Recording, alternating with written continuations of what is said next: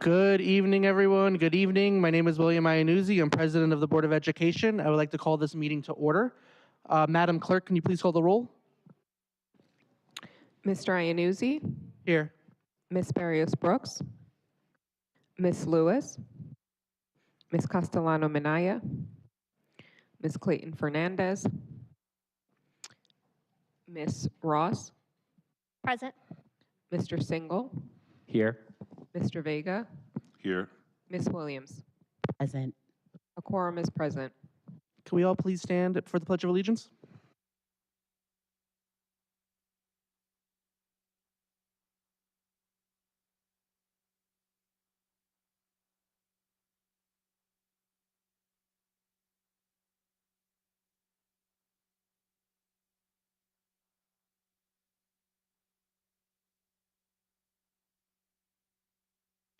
Colleagues, can I have a motion and second to open the public hearing on the proposed Capital Preparatory Charter School of New Rochelle? So moved, Williams. Second, Ross. All in favor? Aye. Any opposed? Motion carries. Dr. Reynolds, I'll throw it over to you to set the stage for us. Thank you very much, Mr. President. Good evening to everyone here in attendance. And importantly as well, good evening to everyone who's watching from home. At this time, I am going to ask if our board members would not mind transitioning your seats to the public arena. You do not have to take your microphones with you. And I have a statement to read as soon as I change my seat to out of the order of the board normalcy.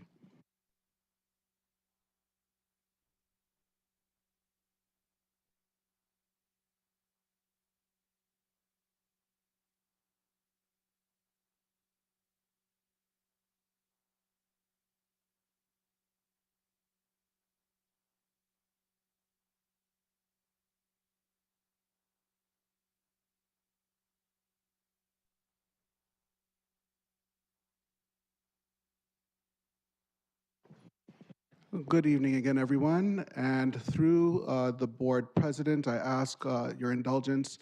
If I may, Mr. President, may I relax Robert's Rules of Order? Thank you very much.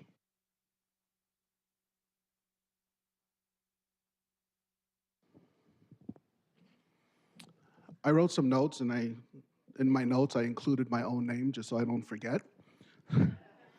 So my name is Dr. Corey Reynolds. I have the distinct privilege of serving as the superintendent of schools for our city school district of New Rochelle.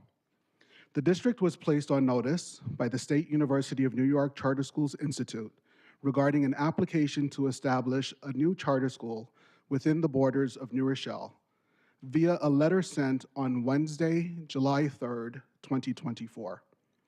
In that letter, the district was informed that pursuant to New York Education Law, subsection 2857-1, the State University of New York Board of Trustees, in its capacity as a charter authorizer, received a proposal from an applicant by the name of Reverend Dr. David Holder for a new charter school sometime between the dates of June 3rd, 2024 and July 3rd, 2024. The SUNY Institute letter further detailed that should the proposal successfully move through the Institute's review process, the SUNY trustees or their charter schools committee could initially approve the charter application as soon as August 17th, 2024. It may also consider the application at a meeting to be held as soon as September 15th, 2024. It is important to note, though, that the information concerning the meeting is yet to be posted on the Institute's webpage. The application information on this letter also detailed the proposed school name, which would be the Capital Preparatory Charter School, New Rochelle, with a planned opening of August 2025. Being supported by the Charter Management Organization / Education Corporation, named Capital Prep Charter Schools, New York, / Capital Preparatory Schools. This information included the intent to establish grades kindergarten, 6, and 7 with an enrollment of 150 students in its first year, and grades kindergarten through 4 and grades 6 through 11 with an enrollment of 600 students in year 5. The district was informed that the Institute would welcome any comments our district might wish to provide, and the SUNY trustees will consider and forward comments received in accordance with the New York Charter Schools Act of 1998. Finally, the district was informed that regulations of the Commissioner of Education require our school district to hold a public hearing regarding the charter application within 30 days of receipt of the notice of application, or by August 3rd, 2024, and to forward the hearing notice and comments regarding the same to the SUNY Charter Schools Institute Legal Department and to the New York State Department of Education. Tonight's hearing fulfills the district's obligations as outlined and within the required time frame. As you see, our members of the Board of Education are not included on the dais, as they are members of the community who are entitled to present their opinions in their personal capacities. It is my responsibility tonight, as superintendent of schools, to provide an objective, listening ear as the sole agent of the school district. Having said that, please note that I am solely here to listen, and I will not respond to any of the comments made this evening. The comment period is not designed to be a discussion. We recognize that right now our community is polarized on a number of issues. With that said, we want this hearing to serve as an example to those watching that our community can deal with controversial issues in a civil manner and demonstrate mutual respect for one another. In that spirit, I insist that all speakers and members of the audience maintain civility and respect for any divergent views that others may possess. We ask that speakers please address their comments directly to me, rather than to the audience. And finally, I want to remind everyone that you may submit written comments to me at creynolds, no space, creynolds, @nredlearn.org in lieu of speaking during the comment period if you so choose. Each speaker who has signed up in advance of this evening's meeting with the board clerk has 3 minutes to speak. Those who request in person to speak may sign up with the clerk and be afforded the opportunity to speak for 2 minutes during this meeting if time permits. With that, our first speaker signed up this evening is Senator Shelley Mayer.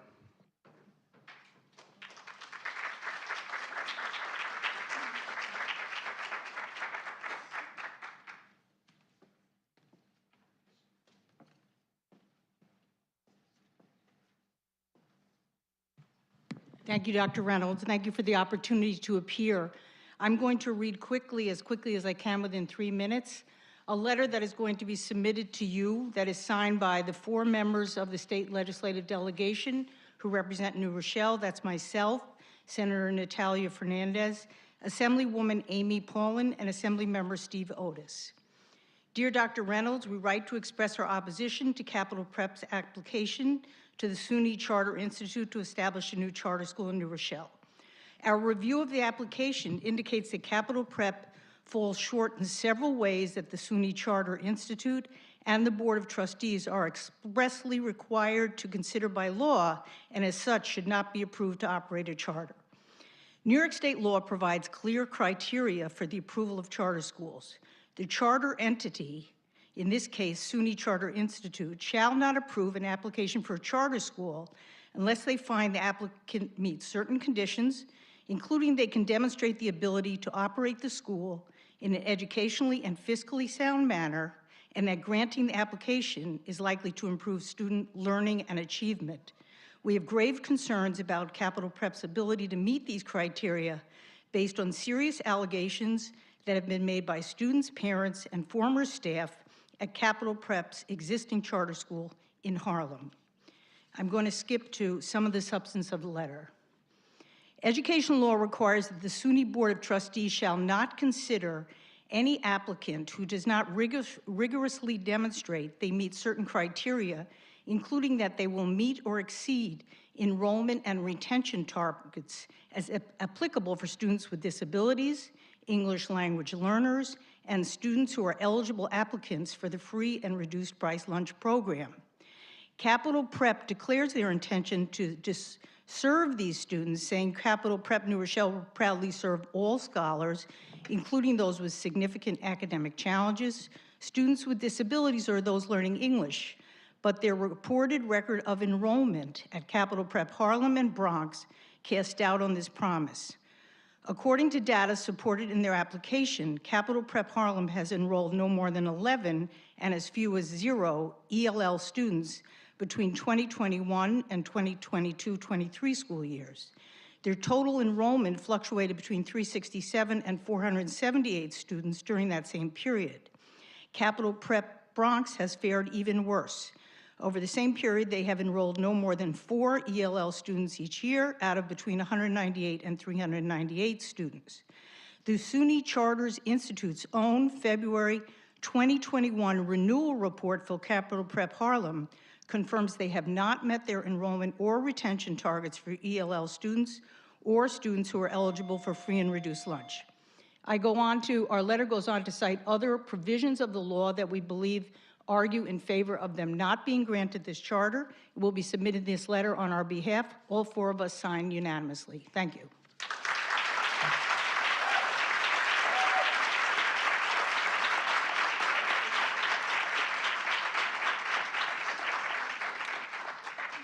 Thank you, Senator Mayer. Next on the list, we have Aisha Cook.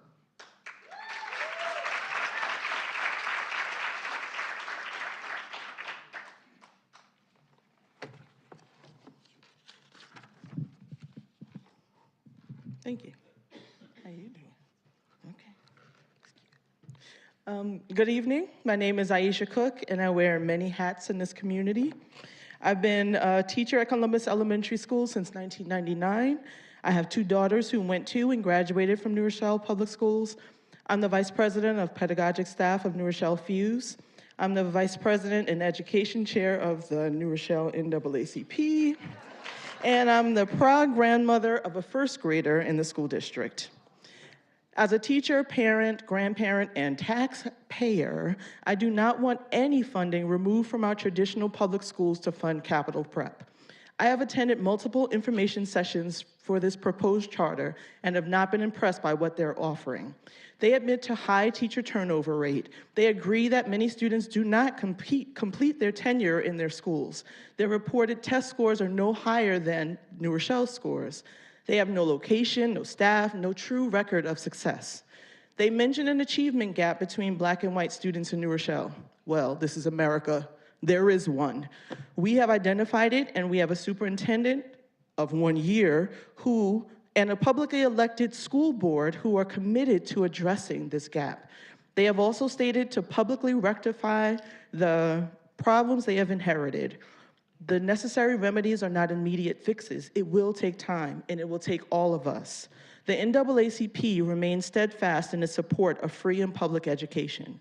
We know there are challenges, but we believe in strengthening public schools, not siphoning off funds for public charters. The New York State NAACP legislative agenda supports the following: a moratorium on all newly proposed charter schools, New York State Board of Regents having final approval authority over all proposed and renewed charter schools relating to the transparency, accountability, enrollment, suspension of students at charters, and the administration of charter schools. The New Rochelle branch of the NAACP lends its voice to those opposing the opening of a charter school. We support our public schools, where the teaching staff is certified, receives ongoing professional development, and has NYSED oversight. Our public schools reside in communities where we are partners. They give out books, provide food pantries, and offer classes and workshops to families. They have publicly elected school boards and are not for profit. That can't be replicated in a charter. We know our schools aren't perfect, but we are committed to change. In fact, members of our district staff are now implicit bias trainers and have graduated from NYSED's Social Justice Academy. Strengthening these areas may eliminate the desire for certain families to look outside our traditional public schools to educate their children. As we move beyond the turmoil created by the constant changing of superintendents, COVID disruptions and tragedies within our city, we must work together to make New Rochelle City School District the beacon of excellence we know it can be. One more sentence, please. We can do this if we engage all parents, teachers, staff, students, and community members in meeting the needs of all students within our school system. Thank you. Thank you, Ms. Cook.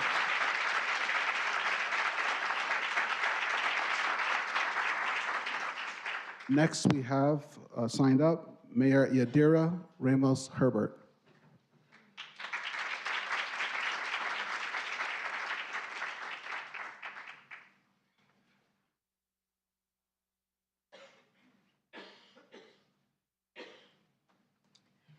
Good evening. I'm just going to read portions of a letter that I submitted earlier today expressing my strong opposition to the proposed opening of the charter school in New Rochelle. As the privilege I have of being mayor is that I have the opportunity to consult with various stakeholders, and I want to expand what that means. Through my 7 months as mayor, I've visited Trinity 3 times. I've been to Jefferson, Barnard, Isaac Young. I've invited a class from Isaac Young to my office. I've been to the high school 4 times, and I've been to Ward. And through these opportunities, I've worked with teachers, staff members, and students. And I have the benefit of having a mom who retired as an assistant principal of a K-5 public school in Queens. So on my way out, the kids said, "What's a charter school?" I said, "Ask your grandma." And because I was curious, I wanted to check myself. And a lot of what she said aligns with the research that I found. So in short, the opening of this charter school would divert resources. Charter schools siphon critical resources away from public schools. And the diversion of these funds can lead to larger class sizes, reduced extracurricular activities, fewer support services for students who need them most. There's a lack of accountability. Aisha Cook laid it out exactly right, so I'm not going to add on to it. But charter schools are not held to the same level of accountability and transparency. My heart is warm walking in to see these beautiful maroon shirts, and I know there's other teachers here. You guys show up and show out each and every time. We can always count on you. We can always talk to you. So thank you. And bottom line, the long-term impact on public schools can be profound. Studies have shown that the proliferation of charter schools weaken public school systems, leading to cycles of declining enrollment and funding. Aisha said it best. This is an opportunity for us to come together, to work together to close the gaps. We're a diverse school. We're never going to get it perfect right away, but I know we have the heart and the love for each other to work together to give our kids the very best that they deserve. I know I can count on you, and I know we should all just count on our teachers that are here now. Thank you. Thank you, Mayor Ramos Herbert. Next, we have Dr. Carla Woolbright.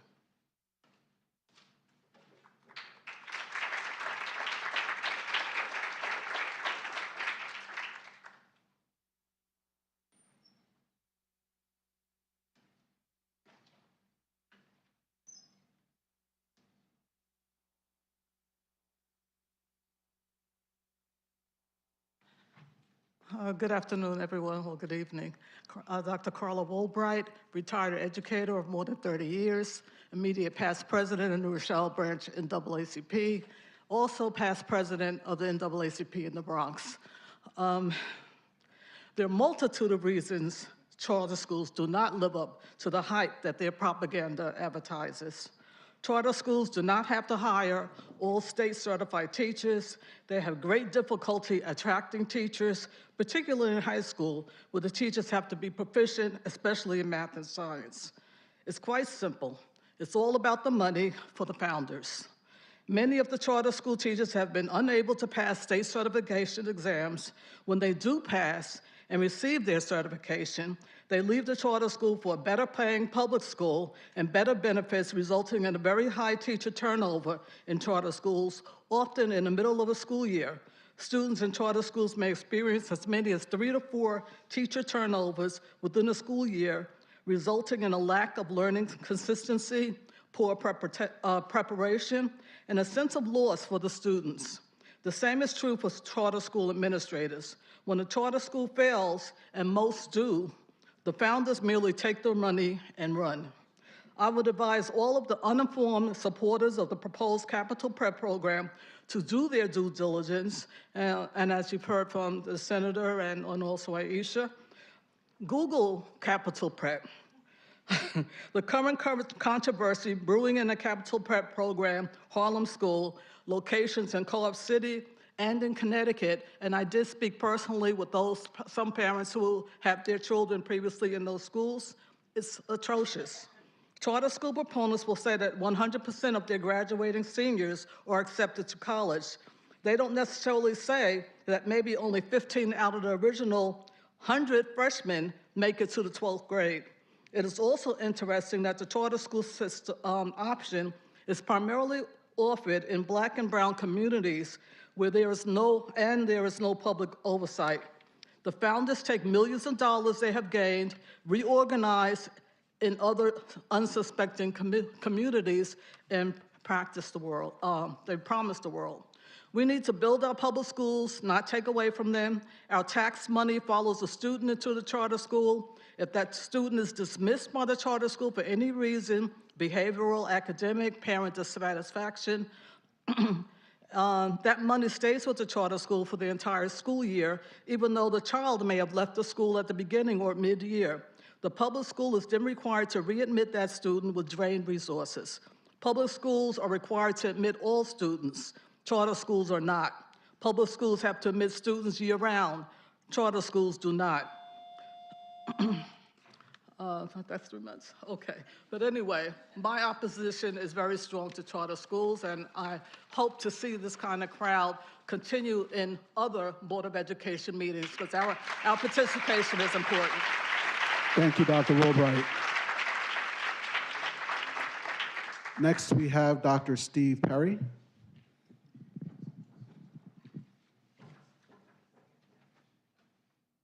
Dr. Steve Perry. Next, we have signed up Mr. Keith Singletary.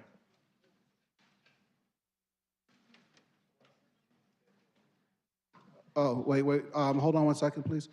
Can we bring the microphone over to Mr. Singletary? This is a 504 accommodation.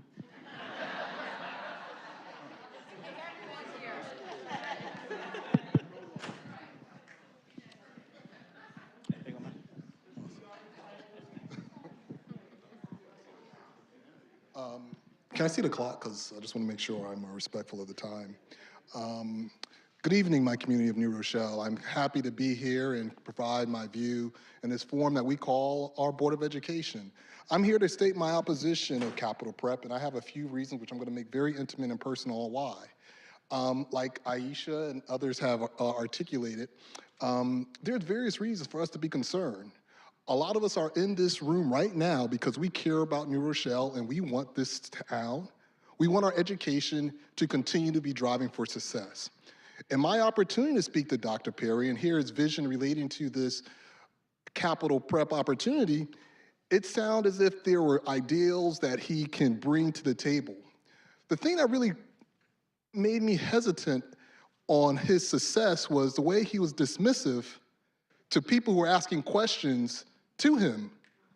When there were questions about funding and the quality of education relating to the standards of oversight and governance, he was very apprehensive to respond to those questions.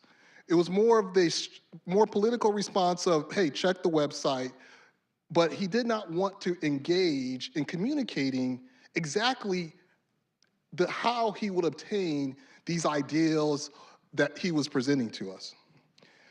I don't know about you. I've been to many of these Board of Education meetings.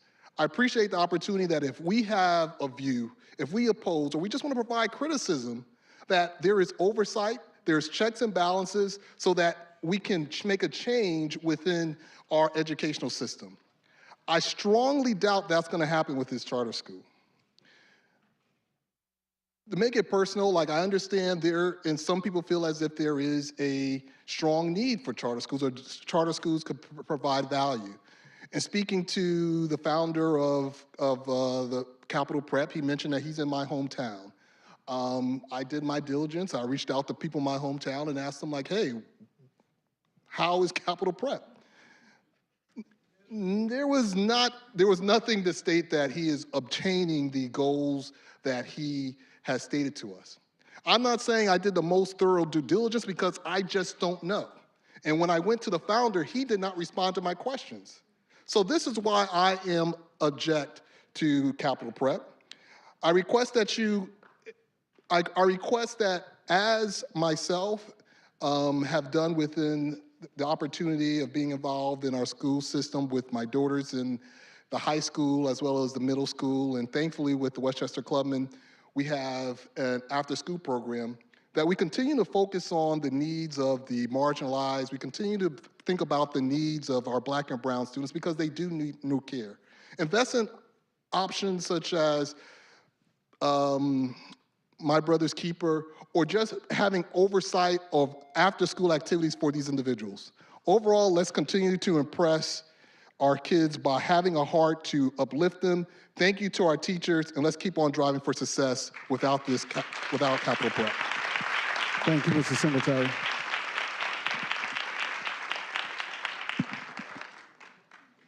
Next to the microphone, we are calling Ms. Mary Manzon.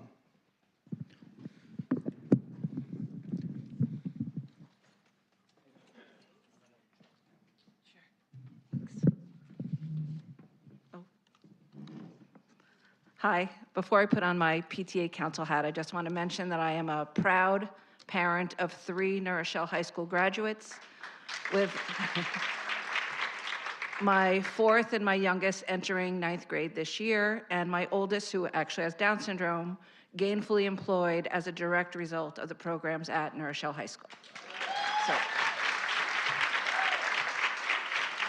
So now, as PTA Council President-elect, as members of the PTA Council Executive Board, we represent the interests of parents within the New Rochelle City School District. We are here to say that, as a majority, we strongly oppose the creation of the proposed charter school in New Rochelle. We support the strengthening of our district, expansion of opportunities, and excellence in education. However, this charter school proposal does not meet those goals.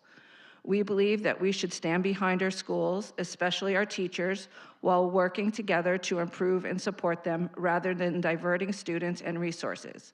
We currently have 7 elementary schools, 2 middle schools, an alternative high school, and a high school with extraordinary programs, some not available anywhere else in Westchester. While our classrooms are not currently overcrowded, a charter school will strain the finances and resources of our existing school system. Many charter schools do not have the means to provide services for our special education students. Charter schools have the ability to select and remove those students that may have behavioral issues or would not reflect well on their charter. They do not educate all students. They do not admit or retain the most at-risk, vulnerable students, which leads to false narrative that they are more cost-effective than a public school. Charter schools have the ability to remove any student at any time for any reason, while keeping only those that are high achieving and have very involved parents. There is no guarantee that the proposed charter school would create better outcomes for our students. It will, however, draw resources, energy, space from our public school system. A school that operates outside the rules and regulations of our publicly elected Board of Education is not in the best interest of the community and will only further divide our community. With the proper guidance and programming of the duly elected school board, our central and building administration, along with our incredible teachers, all of our public schools have the opportunity to achieve success. Thank you, Ms. Manzon. Next to the microphone, we call Ms. Leah Rogrove.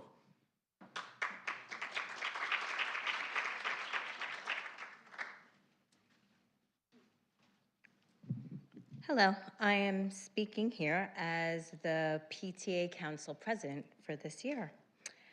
We would like to express our deep concerns regarding the proposal to establish a charter school in our beloved city and call out the potential harm a charter school would pose to our public school system and the values and principles on which it is built. The City School District of New Rochelle has a clear vision and mission focused on providing a high-quality, inclusive, and collaborative education that prepares every child for success. It has a long and storied history in our community, educating generations of New Rochellians, including myself and my 3 children. As members of this community, we believe in transparency, accountability, and equal access to education for all. Charter schools, while operating independently, lack the transparency and accountability that public schools are bound to maintain. Our public schools are governed by elected school board members who are accountable to the public, but charter schools operate under private boards appointed by their sponsoring entities, excluding the community from involvement in decision-making. In New Rochelle, our diversity is our strength. We are concerned about what a charter school's impact would be on student enrollment and diversity. Charter schools often employ strategies to selectively admit students, manipulating enrollment processes, and creating barriers that can hinder diversity and equal access to education. Moreover, charter schools siphon public funds away from public schools. The funds diverted to charter schools leave public schools with fixed costs but reduced resources, negatively affecting the education of students with greater needs. Charter schools have been known to exploit neurotypical and special education students due to the additional funding they receive. Charter schools often enroll students with milder special needs who receive full funding allocated for students with higher needs, leaving traditional public schools to serve the students with the greatest needs, but with substantially less funding. Furthermore, the lack of oversight and transparency in charter school operations is concerning and has led to fraud, corruption, and mistreatment of students and staff. They are known to have high staff turnover, which decreases the quality of education. We truly call upon the State University of New York Charter Schools Institute to heed our words and take a stand in protecting the values and principles that make our public education system strong. We stand together as one New Rochelle, committed to providing a fair and equitable educational experience for every student in our community. We implore you to say no to the privatization of our public education system and to allow us to continue our proud tradition of nurturing the growth and education of our future leaders in New Rochelle. Thank you, Ms. Rogrove. Next, we'll hear from Eddie Castro.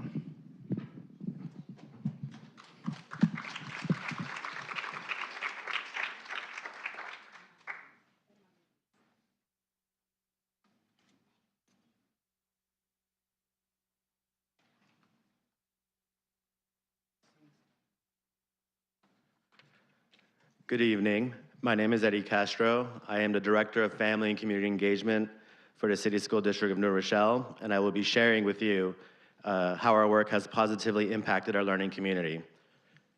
In 2022, transitioning from remote learning back to traditional school settings following the COVID pandemic, the City School District of New Rochelle focused its efforts on reconnecting with students, family, and the community. These efforts have strengthened the family and school connection since that time. Examples of our efforts include Deep Dive Saturday, programming that featured the school district partnering with local community partners, such as the Boys and Girls Club of New Rochelle and Sun River Health, where parents and family members had an opportunity to attend workshops about physical health, supporting their children's academic, social, and emotional growth, among other topics such as financial literacy, computers, and technology. Our parents were able to learn in an undisturbed setting as students were participating in enrichment activities organized by the Boys and Girls Club of New Rochelle, and which also led by New Rochelle High School students. Deep Dive Saturday supported the growth of our family members and provided opportunities for our students to connect with their peers that attended other elementary schools, which is what happens once they transition into our secondary schools. Understanding the ramifications of the pandemic, the school district knew that traditional engagement efforts would not be enough in addressing the learning loss of our students and supporting whole child development. The Family and Community Engagement Department has successfully implemented and grown a district-wide home visit program to enrich relationships between our schools and the families. A little over 60 New Rochelle teachers, teaching assistants, social workers, and others participated in professional learning that provided strategies on how to enhance their relationship with students while visiting their homes and focusing on connecting with the parent or guardian. Visits were piloted in 2022 through 2023 school year and this past year, 136 students were visited between March and June. Even before the pandemic, an information awareness gap existed. What I mean by this is, unfortunately, it is almost impossible to make sure everyone is aware of the programs and resources available to them at all times. The Family and Community Engagement team has worked with the Parent-Teacher Association units, school and district leadership, and community partners in an effort to keep all school community stakeholders informed of events and activities. This has included technical assistance with Zoom webinars, hosting events, being visible in the community, and opening feedback pathways to issues such as family workshops, but also items such as the code of conduct. Although there is work to be done in solidifying family and community engagement, we are committed to continuing the work. Thank you.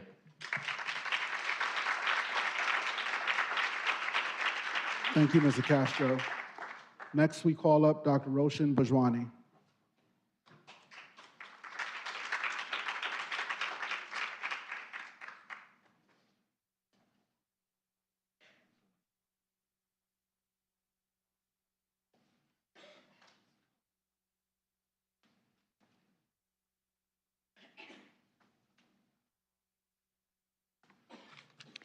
Good evening. My name is Dr. Roshan Bajwani, and I am the Director of Social, Emotional, and Expanded Learning in the City School District of New Rochelle. I am a mother to children who are in the public school system, and for today, I think it's valuable to share that I am, most importantly, an educator that is the product of the public education system. I was a student in school buildings just like the schools our students attend. I'm a member of the Student Support Services team, and while my role is specific to working with our school buildings to support work related to social emotional learning and expanded learning, which is everything that sits outside of the traditional school day, I have the privilege to be a part of an organization that acknowledges that collaboration across divisions leads to absolute success, and that does not happen in those schools. We collaborate with each other, with the district's vision, mission, equity statement, core beliefs, and students to drive our work. We in the district do not treat children as if they are on a conveyor belt with the intention of sorting them, assessing their abilities so we can match them to a proposal that determines the limit of their pre-identified success or counsel them out of learning and access to mandatory services. Our team works in collaboration with stakeholders and crafted the social emotional learning vision to provide the opportunity for students to be themselves, understand their individual needs, and create pathways for their successes. We work with integrity and purpose to provide social emotional learning tools that are differentiated and driven by a district-wide student and teacher assessment. Our goal is to make sure that each learner is safe, supported, and ready to learn. In the part of my role that curates expanded learning, we also ensure that equity in learning is designed so that all students are given the opportunity to participate. We are committed to providing programming after school and in the summer that provides growth of students and is not dictated by a deficit model. We enrich student learning, meet them where they are, and cultivate learners to be critical thinkers and problem solvers. Our expanded learning model is designed to intentionally provide academic enrichment experiences in partnership with our local organizations to advance our students. We solidify their growth so that they are prepared for post-secondary experiences and the world that they will create and navigate. We, the City School District of New Rochelle, want learners to question the world around them and not participate in archaic learning drill methods that simply drown individuality and meet the basic needs requirements outlined and identified by a proposition that is created to generate funding through anesthetized outcomes and ignore the actual dreams and aspirations of our children. We dream bigger for our students alongside our families. And once upon a time, as a leader shared with me, you know that you are part of a district that is it because you are willing to share your school district with your own children. I am a part of this school district, and I would be honored to have my children attend it. Thank you, Dr. Bajwani.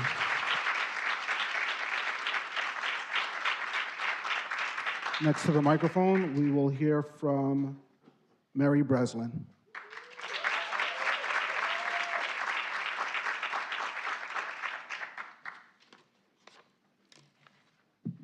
Good evening. My name is Mary Claire Breslin, president of New Rochelle Fuse and proud teacher at Albert Leonard Middle School. I am against bringing any charter school to New Rochelle because charters, by their very nature, are parasitic and predatory. I know you've heard that before. Charter schools are not public schools. They are private contractors that receive taxpayer money to run privately controlled schools that are unaccountable to the public. Although for-profit charters are illegal in New York State, profiteers exploit loopholes that allow them to use the nonprofit charter as a pass-through for money to corporations. For example, Forbes magazine recently cited a New York case where a corporation leased a space, then turned around and leased that very same space to its own charter school for over 10 times the amount it was paying. That is a 900% profit for the corporation, funded by taxpayers and stolen from the funds available for students. Charter schools also harm public schools by creating a parallel school system. When per-pupil monies that would otherwise fund librarians, class size, art programs, technology are pulled out and given to charter organizations, public schools are forced to cut services or pay to duplicate them.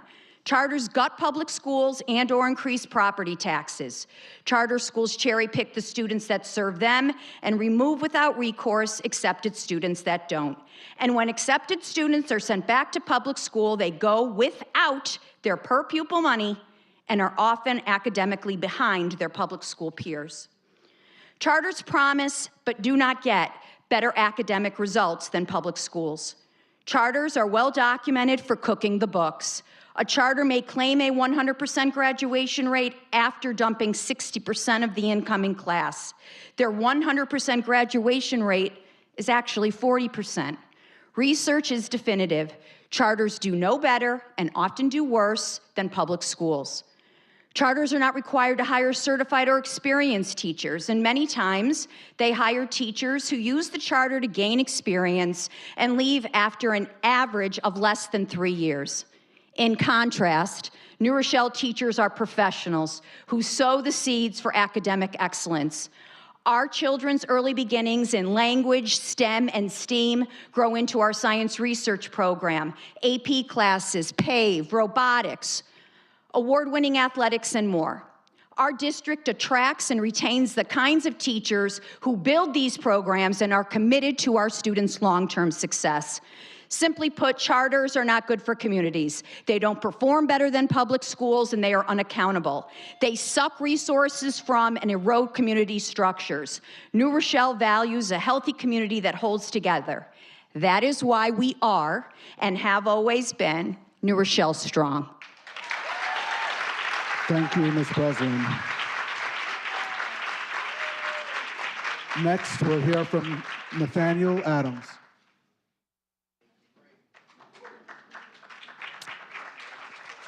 Nate Adams.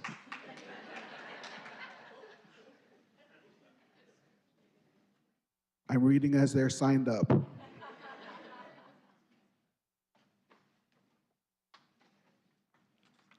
Good evening, New Rochelle.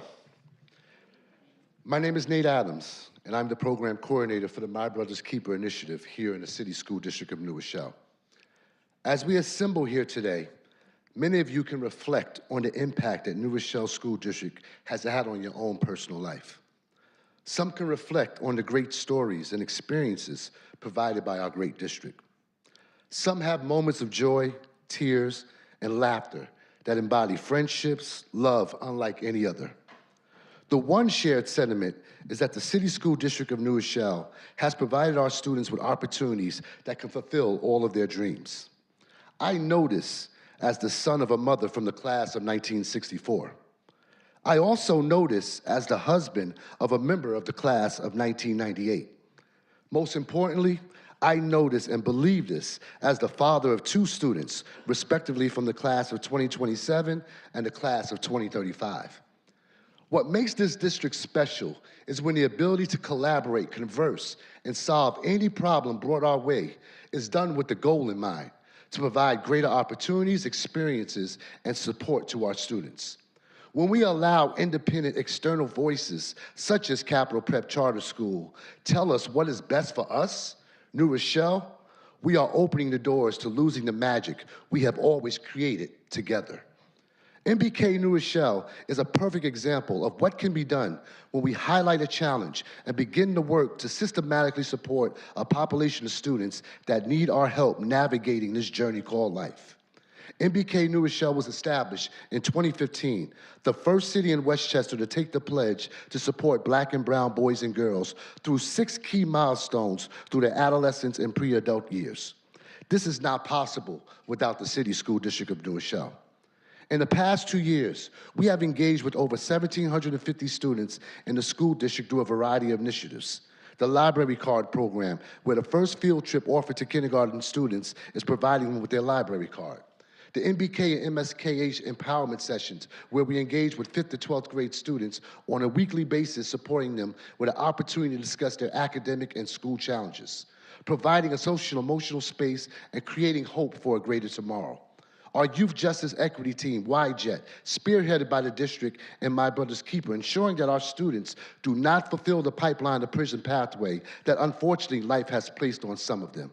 So Can You Speaker Series, MBK Motivational TikTok Days, MSKH Retreats, Parent Trauma Circles, etc., etc., etc. I think you get the point. It is because of our district's leadership, mission, and vision that we can stand here today knowing we are making change. We do not need change from an external space. Change starts from collaboration, putting our efforts as a community together, and truly understand and exemplify our why. Our why is our children. Our why is because we are the Queen City of New Rochelle, and we do not need a charter school to do that. Thank you, Mr. Adams.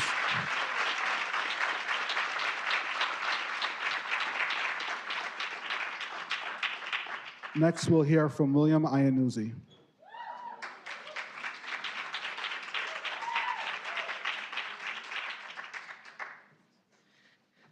Been a couple years since I stood on this side of the podium. Good evening, my name is William Iannuzzi. I'm president of the Board of Education and chief programming officer at the Boys and Girls Club in New Rochelle. I was born and raised in New Rochelle and I'm a proud product of the New Rochelle school system. I am here today to voice my opposition to the proposed Capital Prep Charter School who have applied to the SUNY Charters Institute for approval.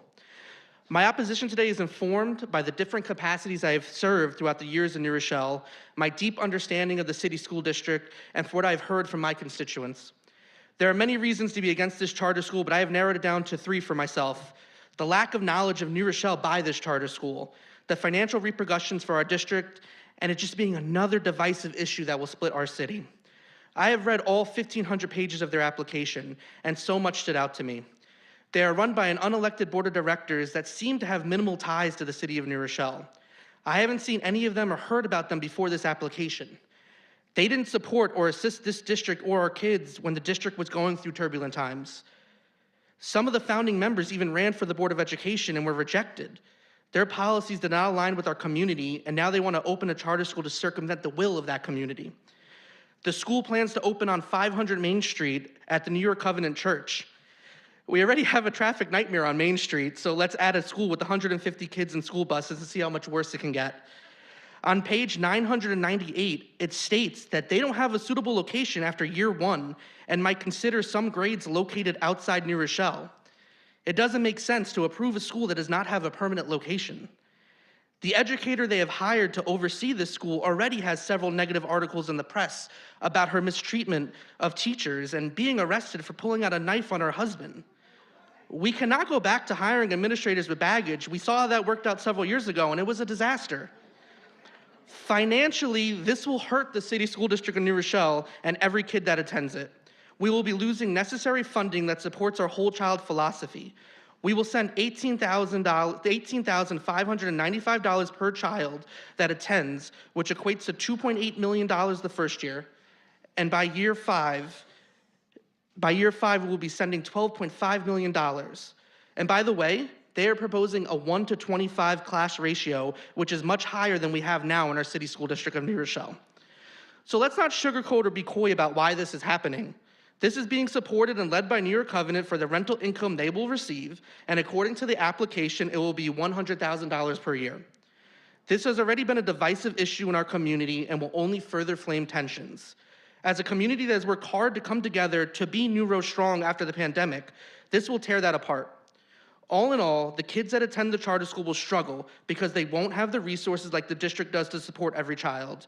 And the kids in the city school district New Rochelle will struggle because the first items we will need to cut in order to fill that $12 million hole is cutting our first-class programs like science research, sports, the arts, and much more. So on behalf of the New Rochelle Board of Education, as a graduate of the City School District of New Rochelle, and as a lifelong resident of the city of New Rochelle, I urge the SUNY Charters Institute to reject this application for the sake of all of our kids. Thank you, Ms. Iannuzzi.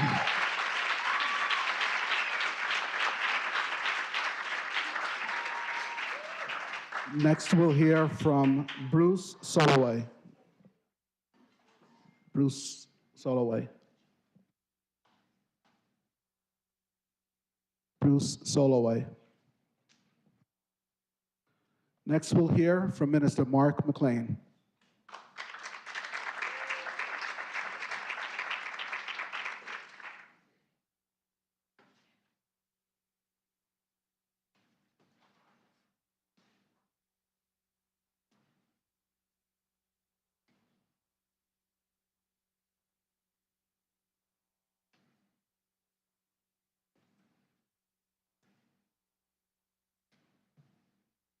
Peace and blessings, family.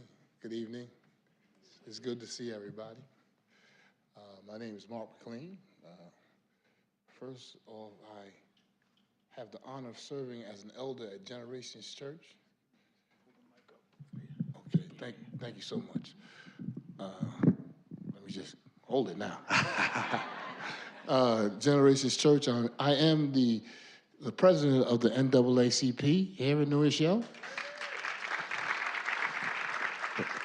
And I have some great leaders that you heard earlier this evening. And I am the president of the Interreligious Coalition. We have had a robust and strong argument against the establishment of this charter school, and I just want to add my voice to the strong chorus and say, I am against the establishment of this charter school. My parents graduated from New Rochelle High School. They're both 95 and going strong. I graduated from New Rochelle High School. My 3 kids graduated from New Rochelle High School. And this year, my grandson graduated from Webster School, and I cried the whole ceremony. So I'm just gonna say I'm very simple, and there's been a lot of good points made, but for me, it just doesn't make any sense to cipher off resources from our school district to deal with a problem that our school district needs to deal with. And I'm not going to be Pollyannish. We have a great school district, but we have some problems that we need to address. And so I would encourage us to take this time, this adversity of having a charter school application in the state, to recommit and commit to supporting our school district and really addressing the issues and the problems that we need to address for all of our kids. I think that we are stronger when we come together, and we need to resist this proclivity to turn away from each other, to turn away from our school district.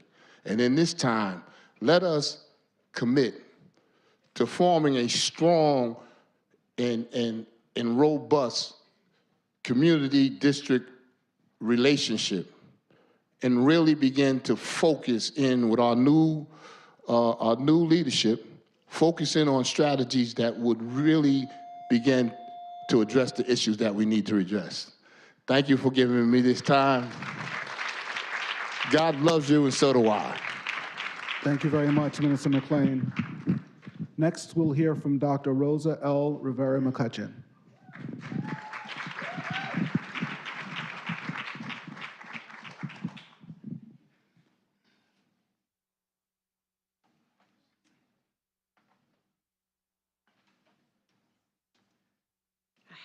Good evening. Just a reminder to everyone to please make sure that we submit our comments actually to the SUNY Charter Institute.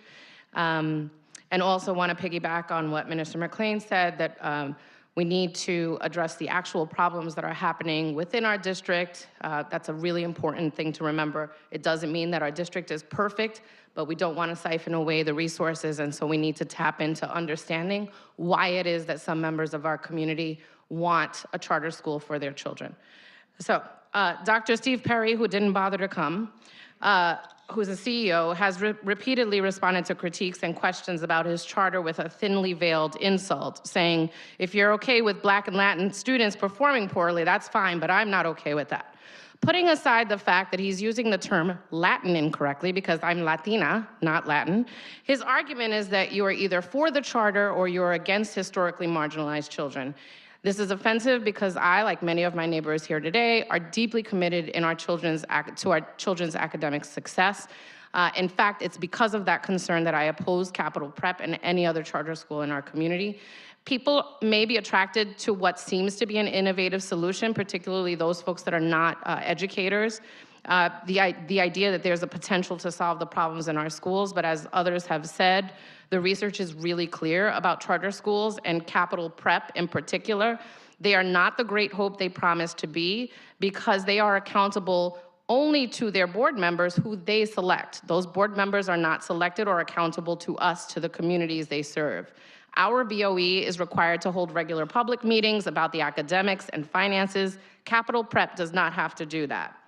One of the benefits of sending children to traditional public schools is the amount of information that is available on policies dictating minimum teacher certification qualifications, curriculum, and accountability structures, among other factors. And much of it is carefully monitored by us, the public, and by the New York State Ed Department.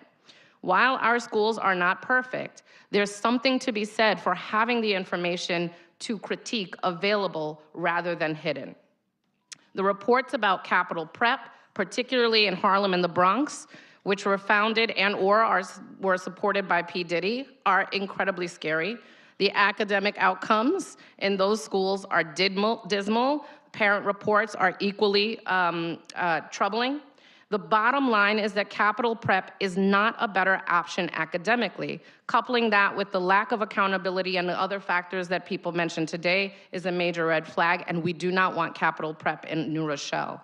And again, I implore us to attend meetings, to hold our Board of Education accountable, and to ensure that our kids get the best out of a public school system that has so much potential. Thank you. Thank you, Dr. McCutcheon. Next, we'll hear from Kamara St. Paul. Kamara St. Paul. And I hope I'm pronouncing your name correctly.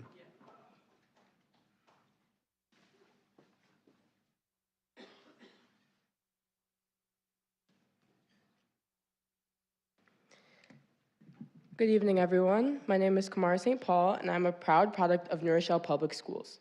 I graduated in 2022 with the college and career readiness skills needed to become a responsible and engaged citizen for social justice. This is what Capital Prep claims to offer, and our schools already do that. I'm Black, I come from a single-parent household, and I thrived in New Rochelle schools, beginning with the dual language program offered at my elementary school and ending with the AP courses offered at the high school. My Black and brown friends thrived as well. I'm beginning my junior year at Lehigh University in Pennsylvania, majoring in management consulting and minoring in Spanish and sociology. One of my friends recently graduated from St. John's with her associates in business administration. I have a friend pursuing psychology at Hunter, a friend on the pre-med track at Florida A&M University, a friend at Marist studying business administration, and so on and so on. I'm a life member of the NAACP. I'm the vice president of the Women of Color Alliance at my school, and I play Division I basketball. I'm a big sister in Big Brothers Big Sisters of America. I even changed the state where I vote to make a bigger impact in the swing state of Pennsylvania. I'm definitely an engaged citizen for social justice, and so are many of my peers. I know that everyone might not have had the same experience, but I can say that the necessary resources are available. When they are taken advantage of, students can achieve so much. And as we've heard several times today, our district is working to place more resources in our schools. With that being said, a charter school coming in and taking resources from those already existing will leave the students in the city school system with fewer resources than I had. Thank you. Thank you, Ms. St. Paul. Next, we'll hear from Katie Castellano Minaya.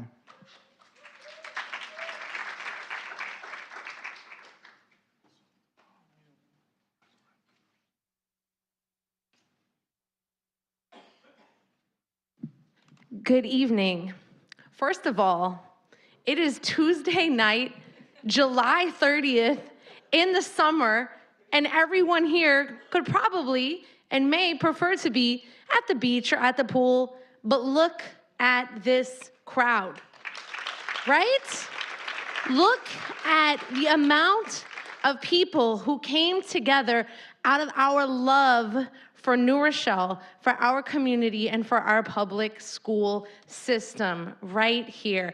I have not had an influx of emails quite like this since maybe going back to COVID, when it was emails about masking or not masking.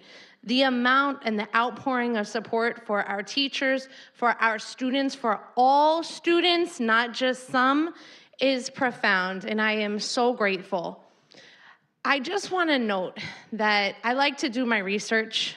I like to even go to places and see things with my own eyes and not just be influenced by, rumors or gossip. So I have taken the time to spend time in charter schools, and here's something that I noticed. The juxtaposition of being in a charter school and seeing the conformity and the pressure to be one way and to be in perfect lines and to study just one way and to get every answer perfectly, the pressure on the staff and the pressure on the kids is an opposite. It is a juxtaposition to the photos that I see here tonight. Look at the photos. Look at the faces of our kids, of our staff, and what do you notice? I see awe, I see curiosity, I see wonder, excitement, I see joy, I see love, I see happiness, I see hope. And that is the opposite of what I have seen when walking in the buildings of charter schools many times with fancy furniture or outfittings. But then you have a public school next door that might be experiencing completely opposite, an unfair and unequal treatment and facilities. There's no place for that in New Rochelle. I'll also go back to my 18 years in the Bronx, when year after year after year, right before April, maybe the day or the week before, and you all know what I'm thinking, the state tests, our enrollment would go up. Why? Because some students couldn't hack it. They couldn't perform to the expectations, to the conformity that was expected. Kids are more than a test. They are more than a test score. And so I urge you to please remember that when considering this. I stand vehemently opposed to charter schools in New Rochelle and anywhere in New York. And thank you for being here, not at the beach or the pool. Thank you, Ms. Castellano Minaya. Next, we'll hear from Adina Barrios Brooks.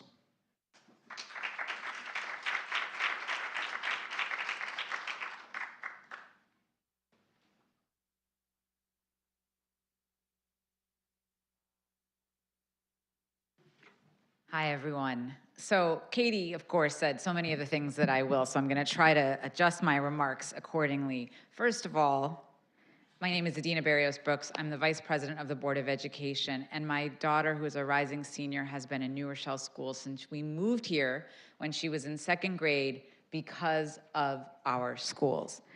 I am deeply against any charter school in the Queen City of the Sound.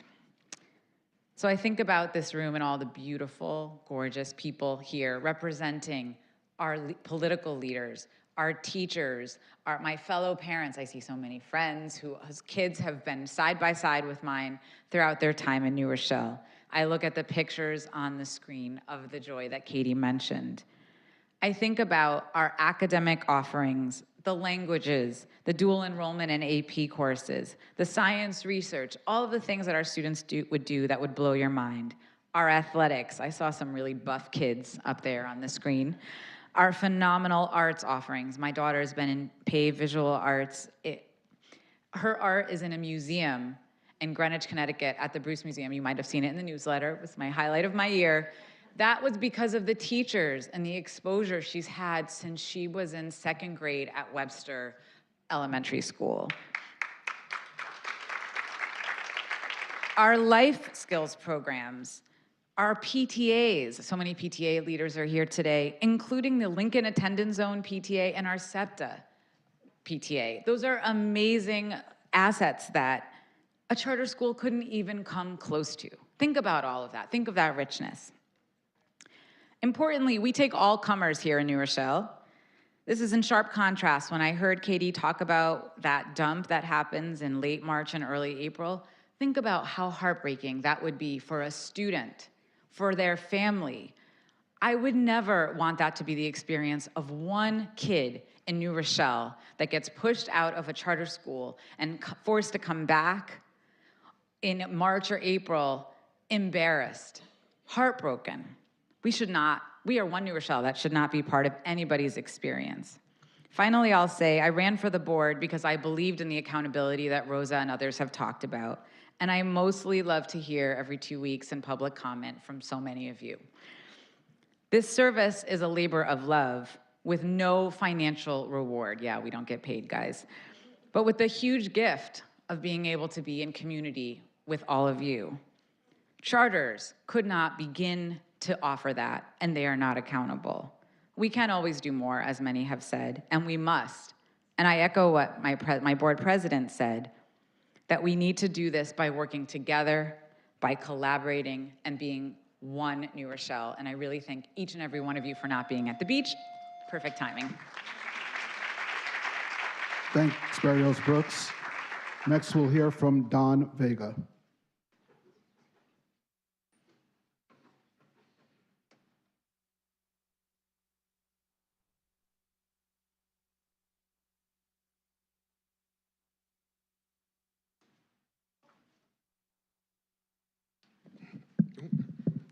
Hi, everyone. I didn't really prepare anything because I just wanted to hear what everyone else had to say.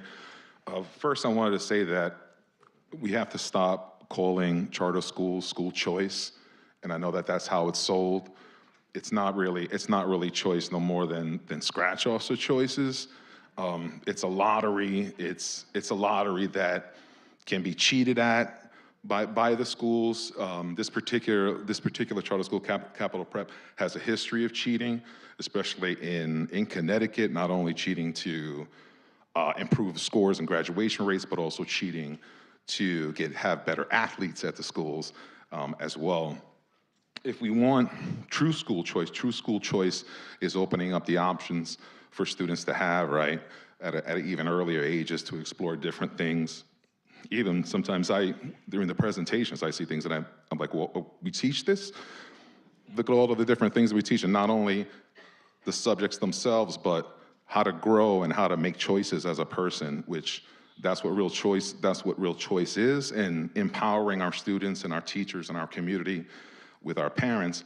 That's what's going to really improve any district, and that's what the empirical data shows. There's really nothing that shows that charter schools improve situations for any community or overall.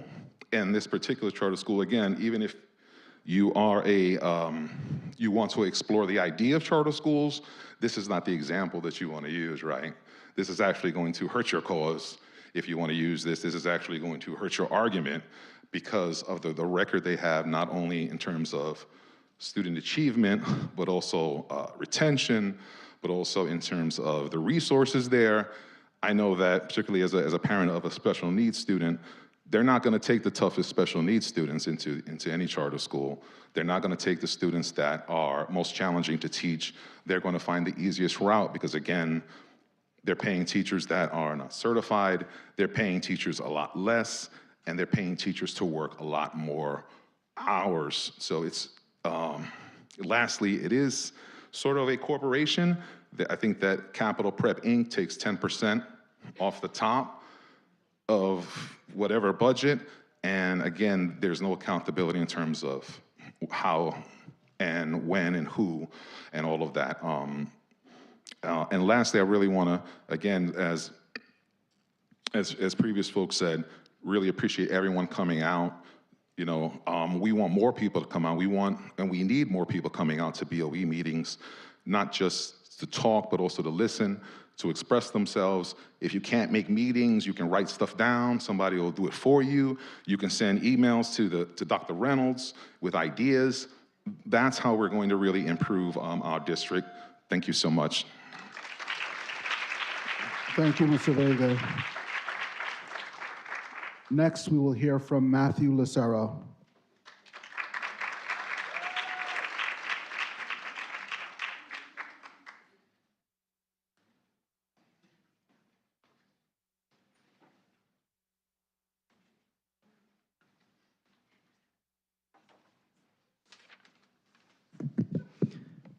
Good evening. My name is Matthew Lucero, the district's Director of Performing and Visual Arts, representing the members of the Administrative and Supervisory Unit of the City School District of New Rochelle.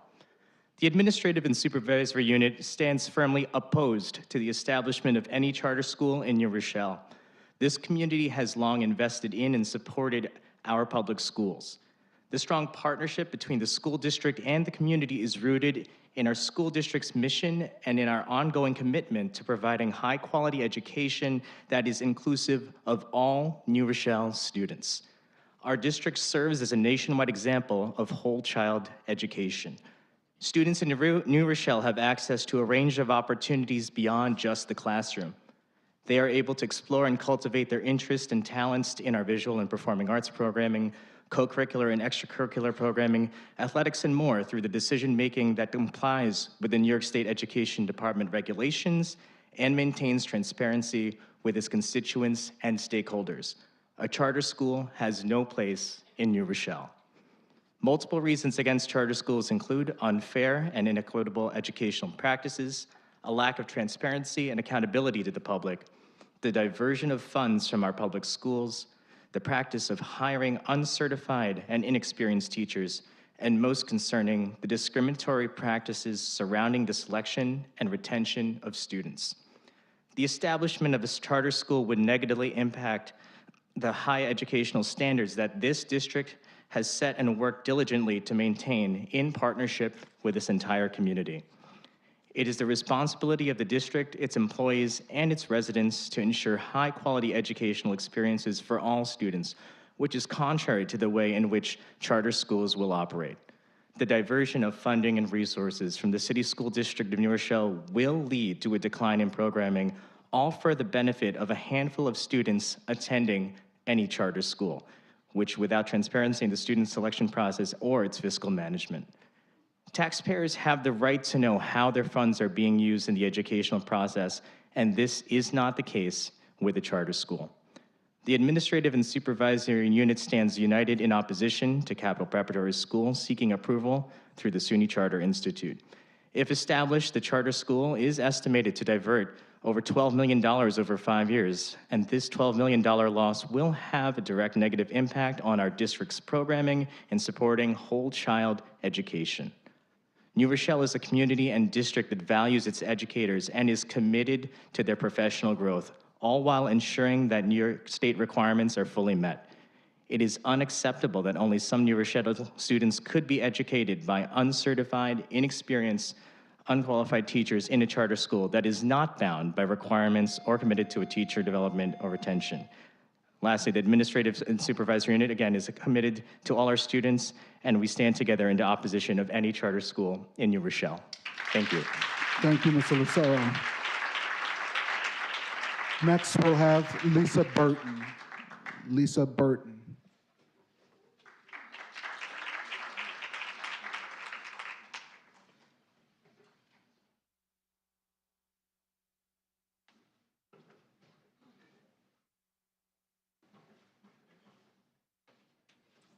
Hi, I'm Lisa Burton. I am a proud graduate of the Webster School, Albert Leonard, and New Rochelle High School. I am the proud mother of sons who graduated from Trinity, Isaac, and the high school. And I'm in opposition to charters for all the reasons that have been expressed, especially the notion that public education is the foundation of democracy. So for that reason alone, I oppose charter schools. But what is disconcerting to me, and what I want to urge the board, I know I'm supposed to be talking to you, the superintendent, but I urge the board to see this for what it is. There are so many people who have had terrible experiences in the school district. There are generations. We are 50 years out from the closing of the Lincoln Elementary School. And in that time, our children have been sent to places where they were not welcome. We have had the magnet schools and these new fancy dancy things that keep our children moving on buses. We changed Barnard so that the kids in City Park who used to walk to school now not only get bus pass Ward, they go all the way up to Davis in order to make sure that Davis can stay open. We treat our Black children in this town as expendable. We have rah-rah for our football teams, yes, you know, undefeated champions, da-da-da-da-da. But we don't have people to help them get into schools. We do not provide the support. And so when you come to a meeting like this, and you say, New Rochelle strong, and I love New Rochelle. I had a wonderful time as a student. I would have never, you know, we moved from the city here, and it was like my entire trajectory changed because I was in the school district and there were people who cared for me. That was not my experience for my sons. I felt I should have gotten a pension all the times I had to come and fight for them. So let's not gaslight the people who aren't here. Let's reach out to them. You had us all re-register. Go out, talk to the parents in the Lincoln district, talk to the parents in City Park, find out what will work for them, because that's the groundwork by which people come into this community and want to make a change. Thank you. Thank you, Ms. Burton. Next, we will hear from Emma Silva.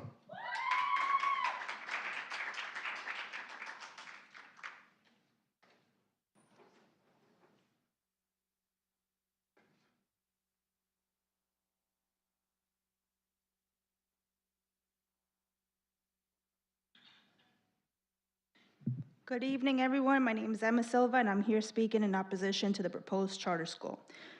I'm here speaking today as a district employee, a community leader, and as a mom. I'm the product of New Rochelle School District. My oldest son attended and graduated from New Rochelle School, and my youngest is currently a rising sixth grader, and their journeys were so different and unique. My eldest graduated in 2021 during a global pandemic. He was a football player, a wrestler, a lacrosse player, and he excelled in different architecture classes that our high school had to offer. My youngest had a more difficult time, especially through the pandemic. He struggled to learn and to focus, and with the support of his school, the amazing staff and teachers at Columbus, he was able to get evaluated and receive services. Special thanks to a special specific teacher for that, Ms. Trisha Atanasio. We know the struggles our special education department has had, and we know the strategic plan for improvements, which I'm happy our district is moving forward with. My biggest fear is that this new charter school will remove the necessary funding to continue these improvements in supporting our students. Special education, athletics, extracurricular are all on the table to be cut if we lose $12 million. The school district is first in line of support for many families in our community. For immigrant families and English language learners, our schools are that backbone that exists. As PTA president at Columbus, I have seen firsthand with our book bag giveaways and the food pantries. I hope the SUNY Charter Institute will not approve this charter school and protect our public schools. Thank you. Thank you, Ms. Silva. Please be reminded to silence or to put your phones on vibrate. Next, we will hear from Vianney Godinez.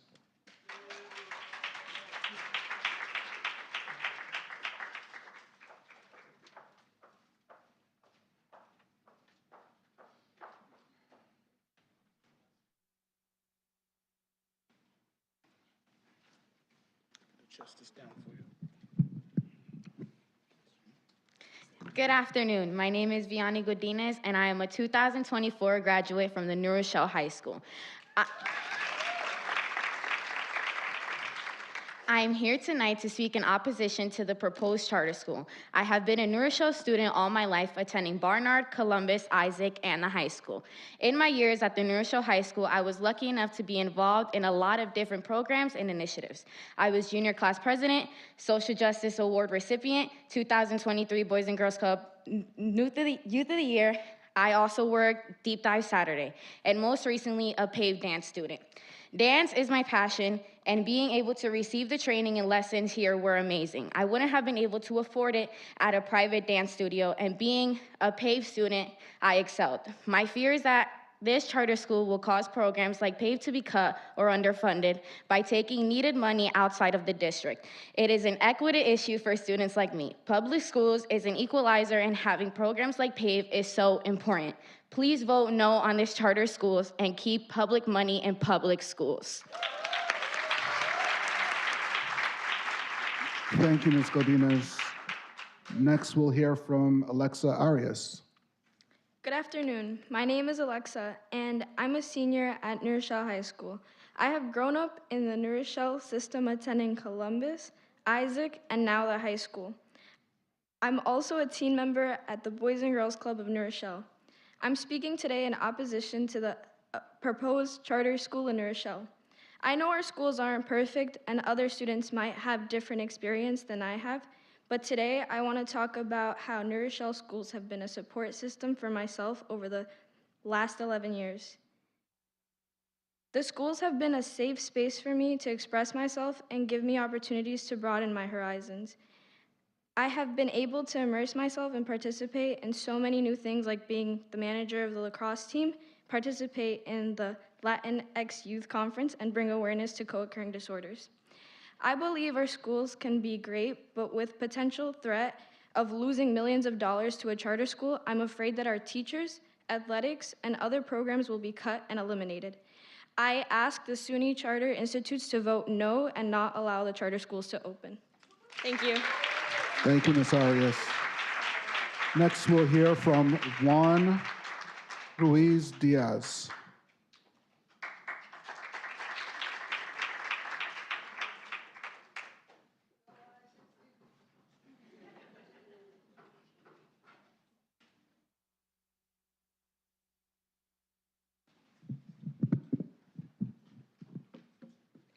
Sorry, I'm just trying to, a little top.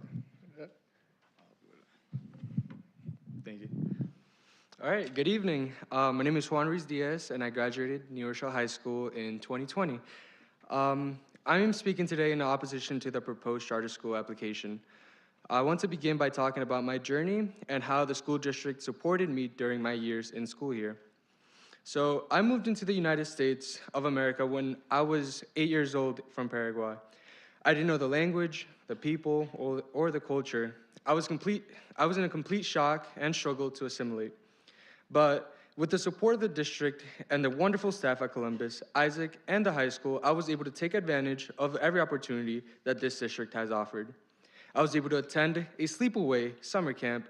I was a member of a wrestling, soccer, and rugby team, and a National Junior Honor Society member, the 2017, 2020, and 2020 Boys and Girls Club of New Rochelle Youth of the Year. In November 2021, I was naturalized as a citizen of this country. Thank you. And I thank my New Rochelle High School AP Law and Gov teacher, Ms. Minchin, for her support and teaching me exactly what I needed to know to become one. I am speaking about this experience because I fear that with the opening of this charter school, the drain of resources and money will adversely affect future generations of students that have the same story and struggle as me.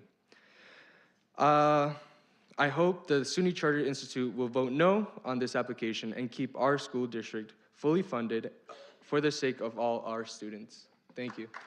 Thank you, Mr. Ruiz Diaz. Next, we'll hear from Otilia Taylor Tanner.